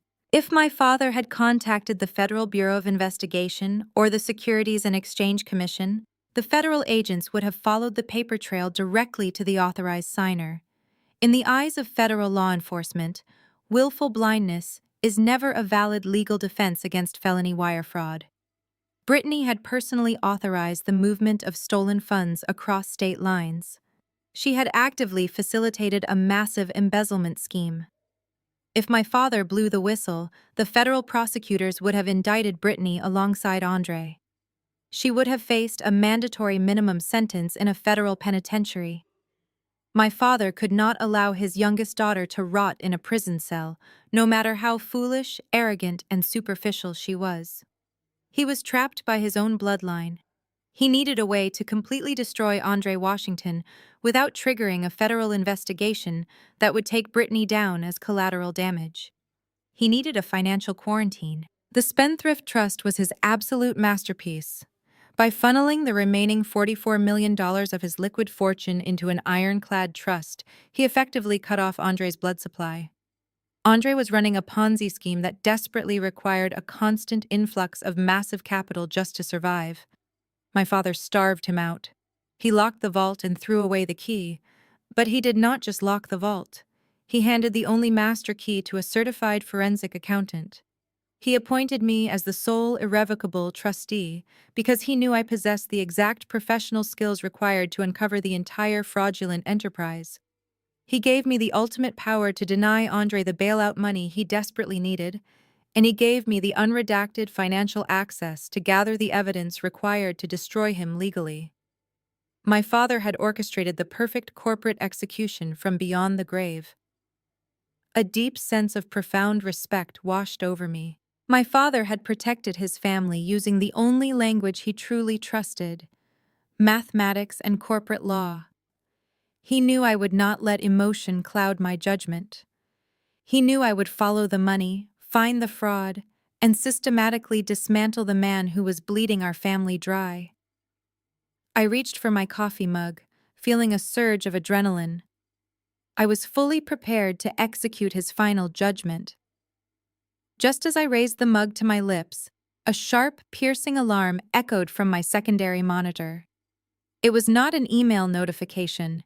It was an automated legal alert from a specialized real estate tracking software I had installed on my secure server. I had set up the software to monitor any official public filings attached to the Hayes family mansion. A bright red banner flashed aggressively across the screen, demanding immediate attention. I set my coffee down and clicked on the urgent notification, pulling up the newly registered public document. The color completely drained from my face as I read the dense legal filing. A group of highly aggressive private lenders had just officially filed a massive financial lien directly against the primary estate. Andre had secretly used the mansion as collateral to secure a desperate high-interest loan from a shadow lending syndicate before my father had even passed away. The loan had defaulted. The predators were not just closing in on Andre's business accounts, they were coming to seize the house. The red banner pulsed on my screen, a glowing neon sign announcing the absolute destruction of Andre Washington. He had secretly leveraged the very roof over my sister's head to fund his criminal enterprise, and now the bill was completely past due. I sat back in my ergonomic chair and watched the digital dominoes fall in real time. Without that $2 million injection from the Spendthrift Trust, Andre had absolutely zero liquidity to maintain his elaborate illusion. The high-interest private lenders were not the only predators circling the bleeding carcass of his fake venture capital firm. The angry early investors had finally organized their offensive. Through my forensic monitoring software, I watched as 3 separate civil lawsuits were officially filed in Delaware corporate court within a span of 48 hours. Wealthy retirees and aggressive local businessmen were publicly demanding their promised returns. They wanted their stolen money back, and Andre had absolutely nothing left to give them. His heavily manipulated bank accounts were completely bone dry. The intense, suffocating financial pressure acted like a powerful chemical solvent, completely dissolving Andre's carefully cultivated charm. The smooth-talking, velvet-suited venture capitalist vanished instantly, leaving behind a cornered, highly volatile predator. While I sat safely in my high-security penthouse, the situation inside the $44 million mansion was rapidly deteriorating into absolute, terrifying chaos. I would later learn the exact harrowing details of his total meltdown, but the timeline of his escalation was perfectly clear. Andre turned his explosive, unhinged rage directly onto the closest available target. He aimed all his fury squarely at Brittany. He stalked through the massive, echoing hallways of the estate, screaming at her at the top of his lungs. He aggressively blamed her for the frozen funds, refusing to take accountability for his own catastrophic failures. He hurled expensive crystal vases against the custom mahogany walls and violently swept her limited edition designer handbags off the closet shelves. He loomed over her, his face red and physically intimidating, demanding she force me to sign the disbursement check by any means necessary. The man who had previously sweet-talked her into blindly signing away $8 million of our father's legacy was now revealing his true, terrifying nature. For the very first time in her pampered, deeply sheltered life, Brittany was experiencing genuine, unadulterated terror. The protective golden bubble of our father's infinite wealth had completely popped, leaving her entirely exposed. She realized with horrifying clarity that her perfect social media marriage was a hollow, dangerous sham. Her entire glamorous lifestyle was actively crumbling beneath her designer stilettos. Andre screamed that she was completely useless to him, without access to the family fortune. He threatened to walk right out the massive front doors and leave her to face the angry creditors, the incoming civil lawsuits, and the imminent bank foreclosure entirely alone. Stripped of her arrogant pride and paralyzed by the immense threat of losing her influencer aesthetic, Brittany was forced to do the one single thing she had sworn she would never do. She had to crawl back to the older sister she had ruthlessly thrown into the freezing rain. She grabbed her car keys, fled the hostile environment of the mansion, and drove her luxury sport utility vehicle recklessly through the city traffic, heading straight toward the downtown district. I was reviewing the final printed pages of my federal indictment dossier when the internal intercom system on my mahogany desk buzzed sharply. The concierge at the front desk of my secure residential building sounded incredibly uncomfortable. He informed me that a frantic woman claiming to be my sister had managed to slip past the outer security gate by dangerously tailgating a delivery truck and was currently demanding immediate access to my private floor. I calmly told the concierge to let her utilize the elevator. I walked to the heavy steel reinforced front door of my penthouse and pulled it open. Brittany was standing on my welcome mat, and she was utterly unrecognizable. Her flawless, camera-ready makeup was completely destroyed, running down her pale face in dark, messy streaks. Her hair was wildly disheveled, and she was shaking uncontrollably from the adrenaline. The arrogant, triumphant girl who had mocked my accountant energy just 1 week ago was entirely gone. She collapsed against the heavy doorframe, sobbing with loud, ugly, heaving gasps that echoed down the quiet corridor. She did not hurl insults at me. She did not demand her rightful legal inheritance. She dropped her expensive purse onto the hardwood floor and looked up at me with wide, desperate, bloodshot eyes. She begged me to please release the trust funds immediately. She completely abandoned the entire fake narrative about the tech startup capital injection. Through her violent, body-racking sobs, she confessed that Andre was acting crazy, that he was screaming at her constantly, and that he was aggressively threatening to pack his bags and file for divorce if the $2 million did not clear the bank by the end of the week. She dropped to her knees on my threshold, pleading with me, her voice cracking painfully, begging me to sign the check just to save her marriage. She cried that she loved him deeply, that she absolutely could not bear the public humiliation of a high-profile divorce, and that she desperately needed the money to make him return to the loving, charming husband he used to be before the financial crisis began. I stared down at my sister, watching her weep on my doormat, and felt absolutely nothing but cold, clinical resolve. The harsh reality of her situation was entirely of her own making. She had blindly enabled a criminal, and now she expected me to fully fund his escape plan. I took a step backward, maintaining my perfectly calm demeanor, and told her very clearly that the answer was still unequivocally no, refusing to yield an inch to her pathetic display of manufactured marital grief tonight. Brittany remained on her knees on the hallway carpet, gasping desperately for air as the cold reality of my absolute refusal washed completely over her. Before I could instruct her to leave my property, the secure elevator down the hall chimed with a sharp metallic ping. The polished steel doors slid open, and a second entirely unexpected visitor stepped out onto my private floor. It was our mother. Caroline rushed down the corridor toward us, completely stripped of her usual country club arrogance. She was not holding a martini glass, and she was not wearing a tailored designer dress. She wore a wrinkled trench coat over a messy, mismatched outfit, her hair flat and unstyled. Her face was chalky pale, her eyes darting nervously between my stoic posture and her youngest daughter weeping loudly on the carpet. She did not command the room today. She looked absolutely terrified, vibrating with a frantic, desperate energy that I had never witnessed in my entire 33 years of life. She shoved past Brittany, aggressively grabbing my forearm with trembling, clammy hands. She did not insult my accountant energy. Instead, she begged me. She pleaded with me to just sign the required disbursement check and release the $2 million to Andre immediately. I looked down at my mother's shaking hands gripping my sleeve, feeling a profound sense of disgust. I asked her why she was suddenly so invested in a venture capital tech startup when she barely knew how to operate her own smartphone. Caroline swallowed hard, tears welling in her eyes, and finally confessed a horrific, devastating truth. She admitted that Andre had cornered her weeks ago, charming her with elaborate promises of massive financial returns. He had convinced her that his next big tech boom was a guaranteed goldmine, but he needed immediate liquidity to secure international patents. Blinded by greed and her adoration for her flashy son-in-law, Caroline had secretly taken out high-interest mortgages on her own exclusive retirement properties.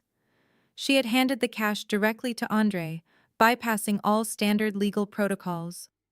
Now, aggressive private lenders were calling her personal cell phone day and night, threatening to foreclose on her remaining assets if the balloon payments were not satisfied by the end of the week. She was entirely dependent on the $2 million from the Spendthrift Trust to cover her catastrophic financial blunders. She cried that Andre had promised the trust fund would reimburse her with a massive premium, and if I did not sign the check, she would be destitute. I gently peeled my mother's trembling fingers off my arm. I did not yell, and I did not offer false comfort. I told them both to get up off the floor and step inside my penthouse. They obeyed silently, their previous arrogance broken by their shared financial terror. I locked the heavy steel door behind them and led them directly into my dining room, which I had transformed into a high-tech forensic accounting war room.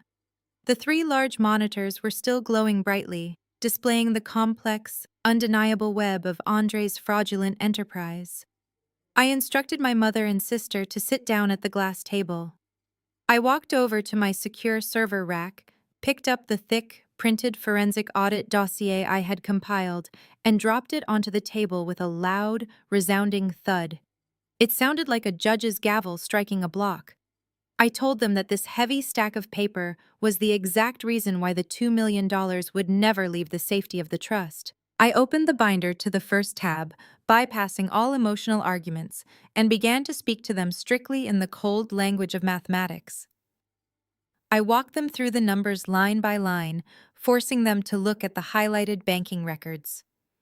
I showed Brittany the manipulated cash flow statements Andre had submitted, pointing out the glaring discrepancies between his reported revenue and his actual liquid cash. I explained the concept of a Ponzi scheme in simple terms, detailing how Andre was not a venture capitalist at all. He was a ruthless con artist who took money from new investors to pay off the early investors, skimming a massive management fee off the top to fund the luxury cars and extravagant vacations they had all been enjoying. I turned the page and showed my mother the tracing algorithm that tracked her exact mortgage funds. Her retirement money had not gone toward tech patents. It had been wired directly to a predatory lending syndicate in Delaware to stall Andre's inevitable bankruptcy. I watched their eyes widen in absolute horror as the realization began to set in. But I was not finished. I flipped to the most devastating section of the dossier. I placed the unauthorized wire transfer logs directly in front of Brittany. I showed her the $8 million systematically siphoned out of our father's secondary holding accounts over the past 3 years. I pointed a steady finger at the bottom of the digital authorization forms, forcing her to look at her signature. I explained Andre used her as a blind mule, manipulating her into authorizing federal wire fraud to steal from our dying father. Harrison Hayes knew everything, which was exactly why he built the Spendthrift Trust and appointed a forensic accountant to guard the remaining fortune. He knew Andre had bankrupted them all. The crushing weight of the mathematical truth hit my mother like a physical blow. Her illusions of wealth, status, and social superiority shattered in an instant. Caroline let out a breathless gasp, her eyes rolling back as the shock overwhelmed her nervous system. She collapsed forward, her upper body slumping heavily onto the glass dining table, weeping uncontrollably into the pages of the forensic audit. Brittany sat frozen beside her, rendered completely speechless, staring blankly at the signature that had sealed her horrific fate. They were looking at the absolute reality of their total financial ruin. Caroline lifted her head from the glass dining table, her perfectly manicured hands trembling as she wiped away the smeared mascara ruining her face. The devastating reality of the forensic audit had finally shattered her carefully constructed illusion of high society superiority. But instead of expressing genuine remorse or anger at the man who had systematically robbed her dead husband, Caroline reverted to her most deeply ingrained instinct. She cared solely about her public image. She looked up at me with desperate, pleading eyes, her voice a fragile, pathetic whisper. She begged me to just cover it up. She frantically suggested that I sign the $2 million disbursement check, quietly hand the money over to Andre, and let him pay off his aggressive private lenders. She insisted that we could figure out a way to secretly replenish the stolen $8 million over time without anyone ever knowing. She cried that a federal fraud scandal would permanently destroy the prestigious Hayes family name, that she would be completely blacklisted from her elite country clubs, and that her wealthy friends would ruthlessly mock her for being swindled by her own son-in-law. Brittany eagerly joined the desperate chorus. She crawled over to my chair, grabbing my tailored sleeve, pleading with me to save her aesthetic lifestyle. She sobbed that if Andre went to federal prison, she would be branded the wife of a convicted felon. She begged me to protect her influencer brand, promising she would never ask for another dime from the $44 million trust if I just bailed them out this one final time. They were both asking me to knowingly facilitate a massive financial cover-up just to protect their superficial vanity. I stood up from my ergonomic chair, smoothly pulling my arm away from my sister's frantic grip. I looked down at the two women who had thrown me out into a freezing rainstorm just a few days ago. I spoke with absolute, unwavering authority. I firmly informed them that I would absolutely not be complicit in a federal crime. I explained that as a licensed forensic accountant and the legally appointed sole irrevocable trustee of the Harrison Hayes estate, signing that check would instantly transform me into an active accomplice to federal wire fraud and money laundering. I told my mother that her social standing at a country club was not worth me spending 20 years in a federal penitentiary. I told Brittany that her social media brand was entirely worthless compared to my professional integrity and my own personal freedom. I turned my back on their pathetic sobbing and walked directly to my main workstation. I opened my encrypted email client on the center monitor. I drafted the formal, legally binding response to Brittany's disbursement request. I kept the language incredibly sharp, clinical, and completely devoid of any familial emotion. I officially denied the $2 million capital injection, explicitly citing my fiduciary duty to protect the trust from documented fraudulent business operations. I noted the heavily manipulated financial statements and the deeply suspicious Delaware shell companies as the primary reasons for the aggressive denial. I attached my digital signature, certified the transmission, and copied Mr. Caldwell on the correspondence to ensure the rejection was permanently cemented into the legal estate records. I hit the send button. The sharp notification chime echoed loudly through the penthouse, sounding the absolute death knell for Andre's financial escape plan. I turned back to my mother and sister, pointing a steady finger toward the heavy steel front door. I coldly instructed them to leave my property immediately and strongly advised them to start searching for highly aggressive criminal defense attorneys. They stumbled out of the penthouse, broken and utterly defeated. Alone in the quiet hum of my war room, I prepared to deliver the ultimate killing blow. I compiled the final version of my comprehensive forensic dossier. The digital file was massive, containing over 500 pages of undeniable, irrefutable mathematical evidence. I meticulously organized the sections. Section 1 detailed the complex web of Delaware shell companies. Section 2 broke down the manipulated cash flow statements and the glaring anomalies of his blatant Ponzi scheme. Section 3 contained the most devastating proof of all: the unauthorized wire transfer logs, the corresponding bank routing numbers, and the digital authorization forms bearing my sister's signature, proving the systematic theft of $8 million from my late father's secondary holding accounts. I opened a highly secure, heavily encrypted portal directly linked to the Financial Crimes Division of the Federal Bureau of Investigation. As a seasoned corporate auditor, I possess the specific administrative credentials required to submit high-priority whistleblower reports directly to the federal agency. I uploaded the massive 500-page PDF document into the secure federal database.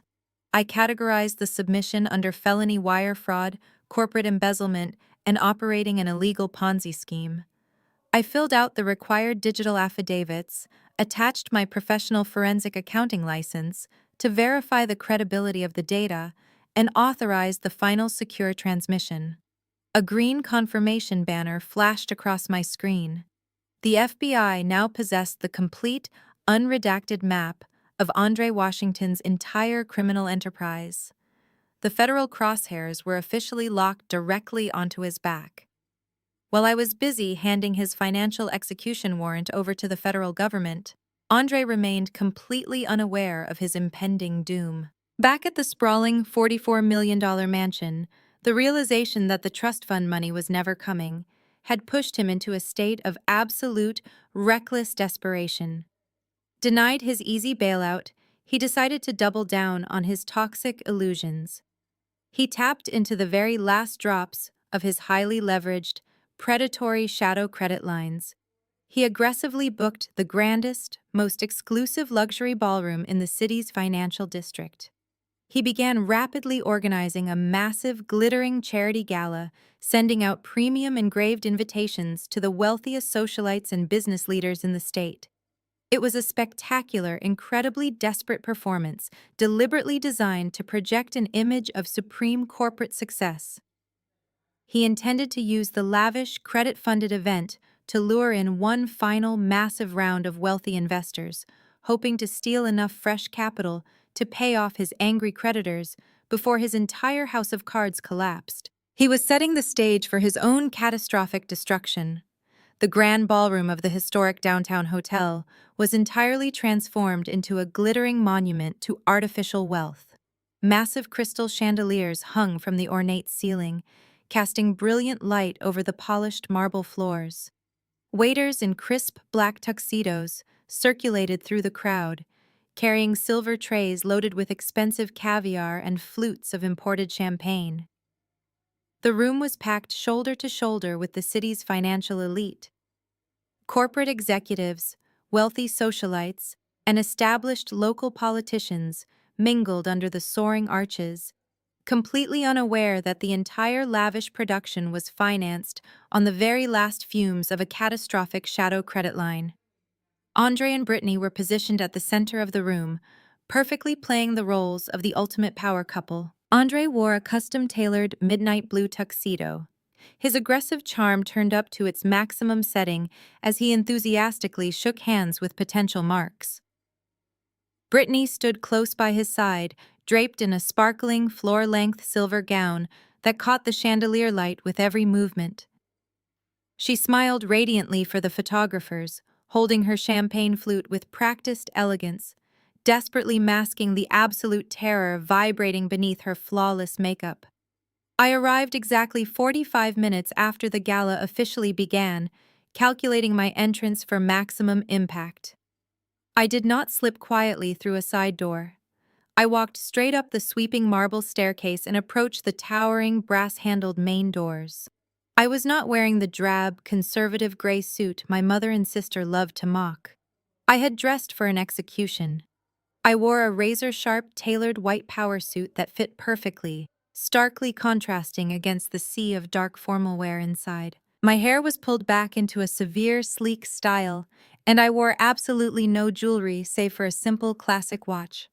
I did not look like a grieving daughter or a bitter sister. I looked like absolute, unyielding authority. When the heavy brass doors swung open, the noise in the grand ballroom seemed to instantly drop.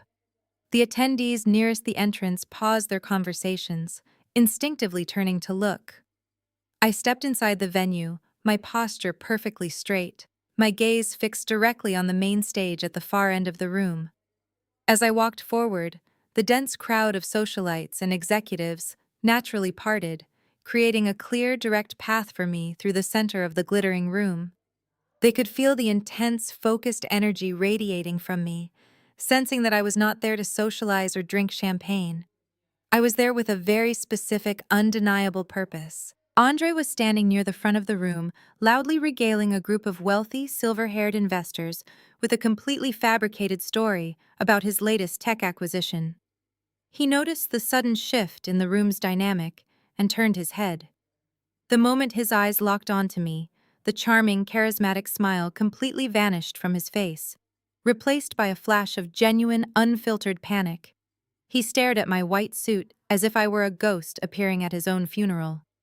Brittany, standing just a few feet away, let out a sharp, audible gasp. Her hands began to shake so violently that she nearly spilled her imported champagne down the front of her expensive silver gown. She looked utterly terrified, her wide eyes darting frantically between my approaching figure and her husband's sudden paralysis. Andre recovered quickly, his survival instincts kicking into overdrive. He knew exactly why I was there, and he knew he had only minutes before his entire fraudulent empire publicly collapsed. He aggressively abandoned his group of potential investors, shoving his way through the crowd toward the raised stage at the front of the ballroom. He bounded up the short flight of stairs and snatched the wireless microphone from the podium, determined to seize control of the narrative before I could utter a single word. He tapped the microphone loudly, the sharp feedback echoing across the massive room, instantly demanding the attention of every single guest. He plastered his fake, charismatic smile back onto his face and began his desperate investment pitch. His voice boomed over the speakers, falsely confident and dripping with manipulative charm.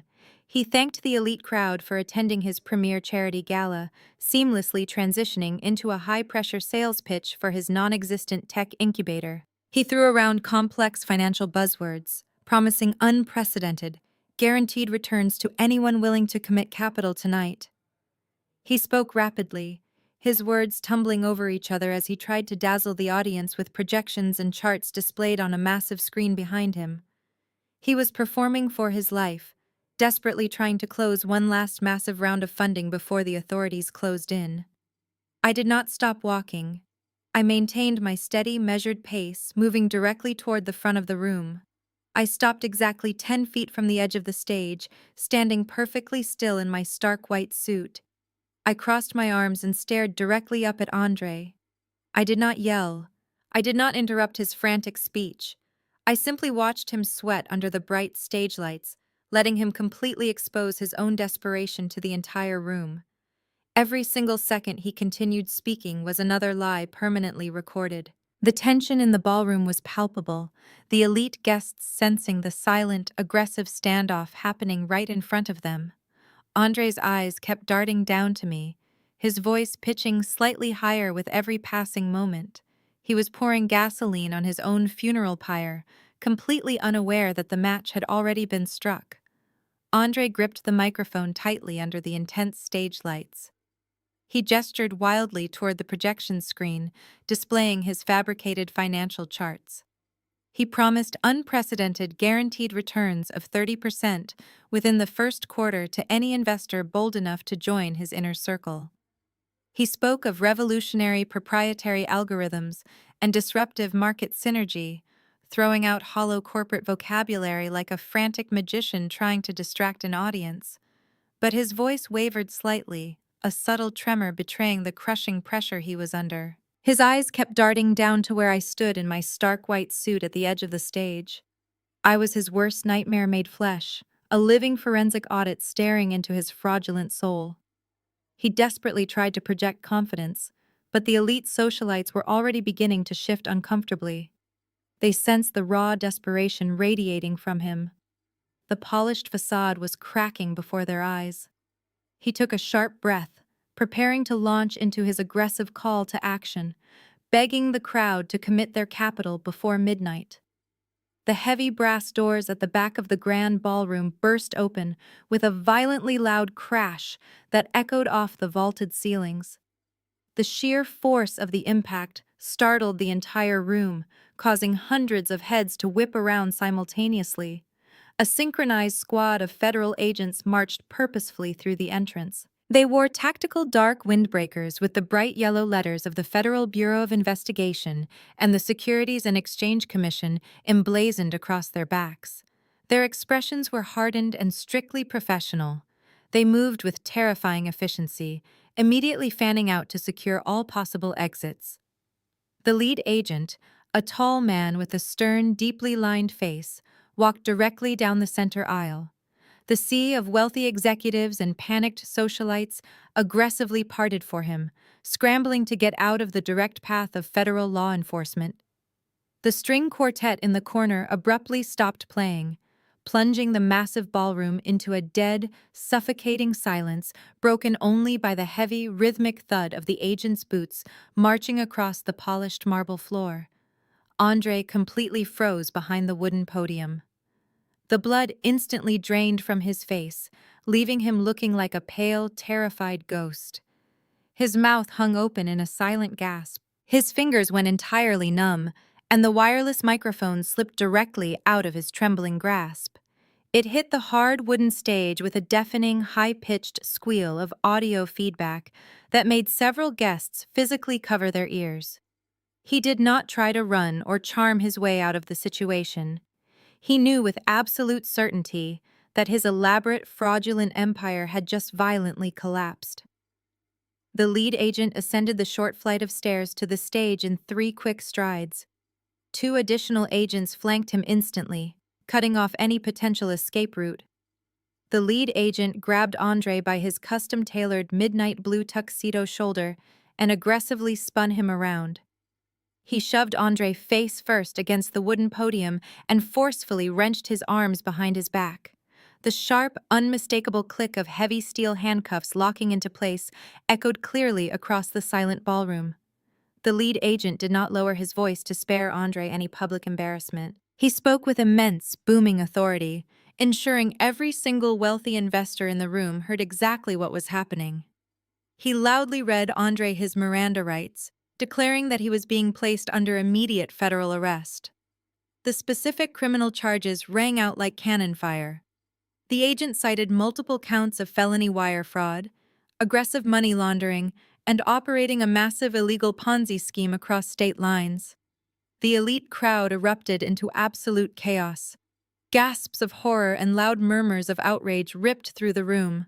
Wealthy executives who had been considering handing Andre their millions just minutes prior were now frantically pulling out their cell phones, desperately calling their own legal teams to ensure their existing portfolios were entirely secure. The glittering illusion of high society success was instantly obliterated, replaced by the grim, dirty reality of federal corporate crime. A piercing, hysterical scream suddenly shattered the chaotic noise of the ballroom. Brittany had been standing near the edge of the stage, her champagne flute shattered on the marble floor at her feet. The horrifying reality of the situation had finally broken through her thick wall of superficial vanity. She watched the federal agents forcefully march her husband down the stage stairs, his hands bound tightly behind his back.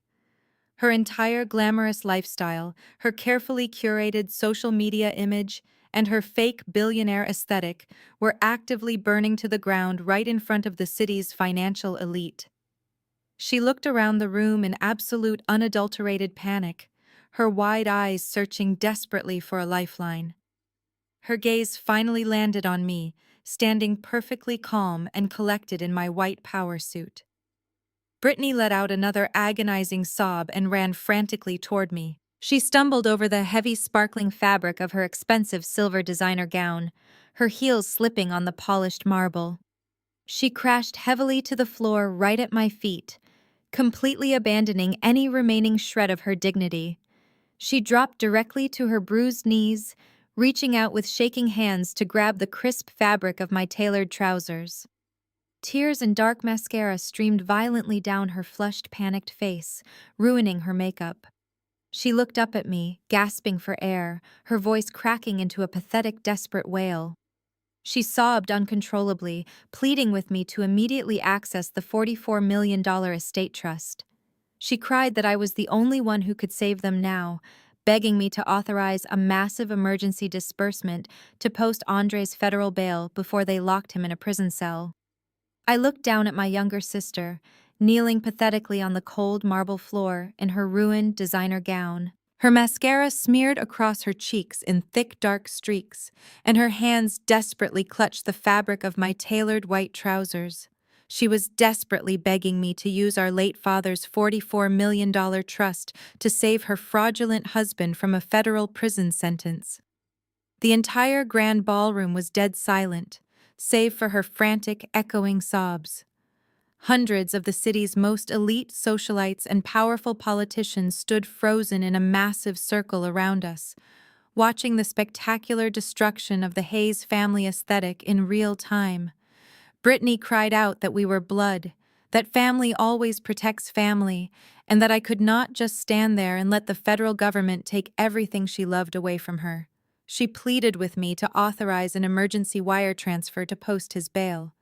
She still did not understand that his business accounts were nothing but an elaborate, highly illegal mirage.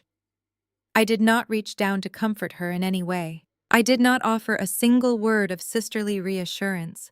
I smoothly pulled my pant leg out of her desperate grip and took a deliberate step backward. I turned away from her sobbing figure and walked directly toward the wooden podium, where Andre had just been aggressively handcuffed. The federal agents were in the process of marching him down the side steps. I reached down and picked up the wireless microphone that Andre had dropped on the stage floor. I tapped it once to ensure it was active, the sharp sound cutting instantly through the heavy, suffocating tension of the room. Every single eye in the massive ballroom was locked squarely onto my face. I looked down from the stage, making direct eye contact with Brittany, who was still kneeling helplessly on the polished marble floor. I leaned forward into the microphone, my voice projecting with absolute icy clarity across the entire silent venue. I told you, Brittany, I am the one who signs the checks, and this trust does not cover bail for federal crimes. A collective, audible gasp rippled aggressively through the crowd of wealthy attendees. The brutal reality of my words slammed into Brittany with the force of a physical blow. Her mouth opened wide, but absolutely no sound came out. She was completely paralyzed by the sheer magnitude of her total defeat. But I was not finished dismantling her fake, luxurious reality just yet. I remained at the podium, gripping the microphone firmly, determined to burn the rest of her toxic illusions to the ground. I spoke clearly and deliberately, ensuring every high society guest heard exactly how fraudulent their perfect lifestyle truly was. I announced to the silent room that her nightmare was actually just beginning. I revealed that her supposed venture capitalist husband had secretly leveraged the very roof over her head to fund his massive illegal Ponzi scheme. I explained that Andre had taken out hidden, exorbitant second mortgages on the primary family estate, desperately trying to pay off aggressive private lenders. I looked directly at Brittany and delivered the final, devastating financial blow. I told her that the bank was officially foreclosing on the $44 million mansion the very next morning. The luxury estate was completely gone. They were left with nothing but crippling, catastrophic debt. In the crowd, I spotted our mother, Caroline. She had arrived late to the gala, eager to bask in the glow of her favorite daughter's charity event. Now, she stood completely frozen near the champagne fountain, her face chalky pale, clutching her pearl necklace as the horrific truth completely destroyed her social standing. The wealthy friends she had desperately tried to impress were already physically backing away from her, whispering rapidly behind their hands. Her reputation, the only thing she truly valued in this world, was instantly and permanently annihilated. She and Brittany were entirely destitute, stripped of every single asset they had arrogantly paraded around just 24 hours prior. At the back of the ballroom, the heavy brass doors swung open one final time as the federal agents forcefully marched Andre out into the cold night. His head was hung low, his arrogant posture utterly broken. The man who had mocked my forensic accounting career, the man who had thrown me out into the freezing rain, was now facing a mandatory minimum of 20 years in a federal penitentiary for his massive financial crimes. He had tried to steal my father's empire, and instead, he had bought himself a one-way ticket to a maximum security prison cell. I set the wireless microphone gently down onto the wooden podium. I did not look back at my mother, who was now weeping softly into her hands, entirely abandoned by her high society friends. I did not look down at my sister, who remained collapsed on the marble floor, drowning in the absolute ruin of her own reckless greed. I turned my back on all of them, smoothing the front of my pristine white power suit.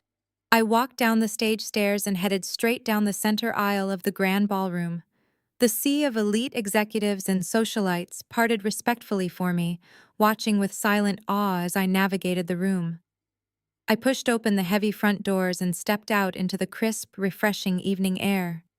I took a deep, cleansing breath, feeling an incredible, overwhelming sense of absolute peace. I was finally, completely free of my toxic family's dark and suffocating shadow. They thought I was just a human calculator.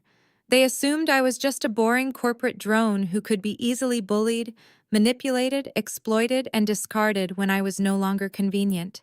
They didn't realize that here in America, numbers are the only weapon that never misses. If you enjoyed watching the math catch up to the monsters, hit subscribe and never let anyone tell you your career isn't a superpower.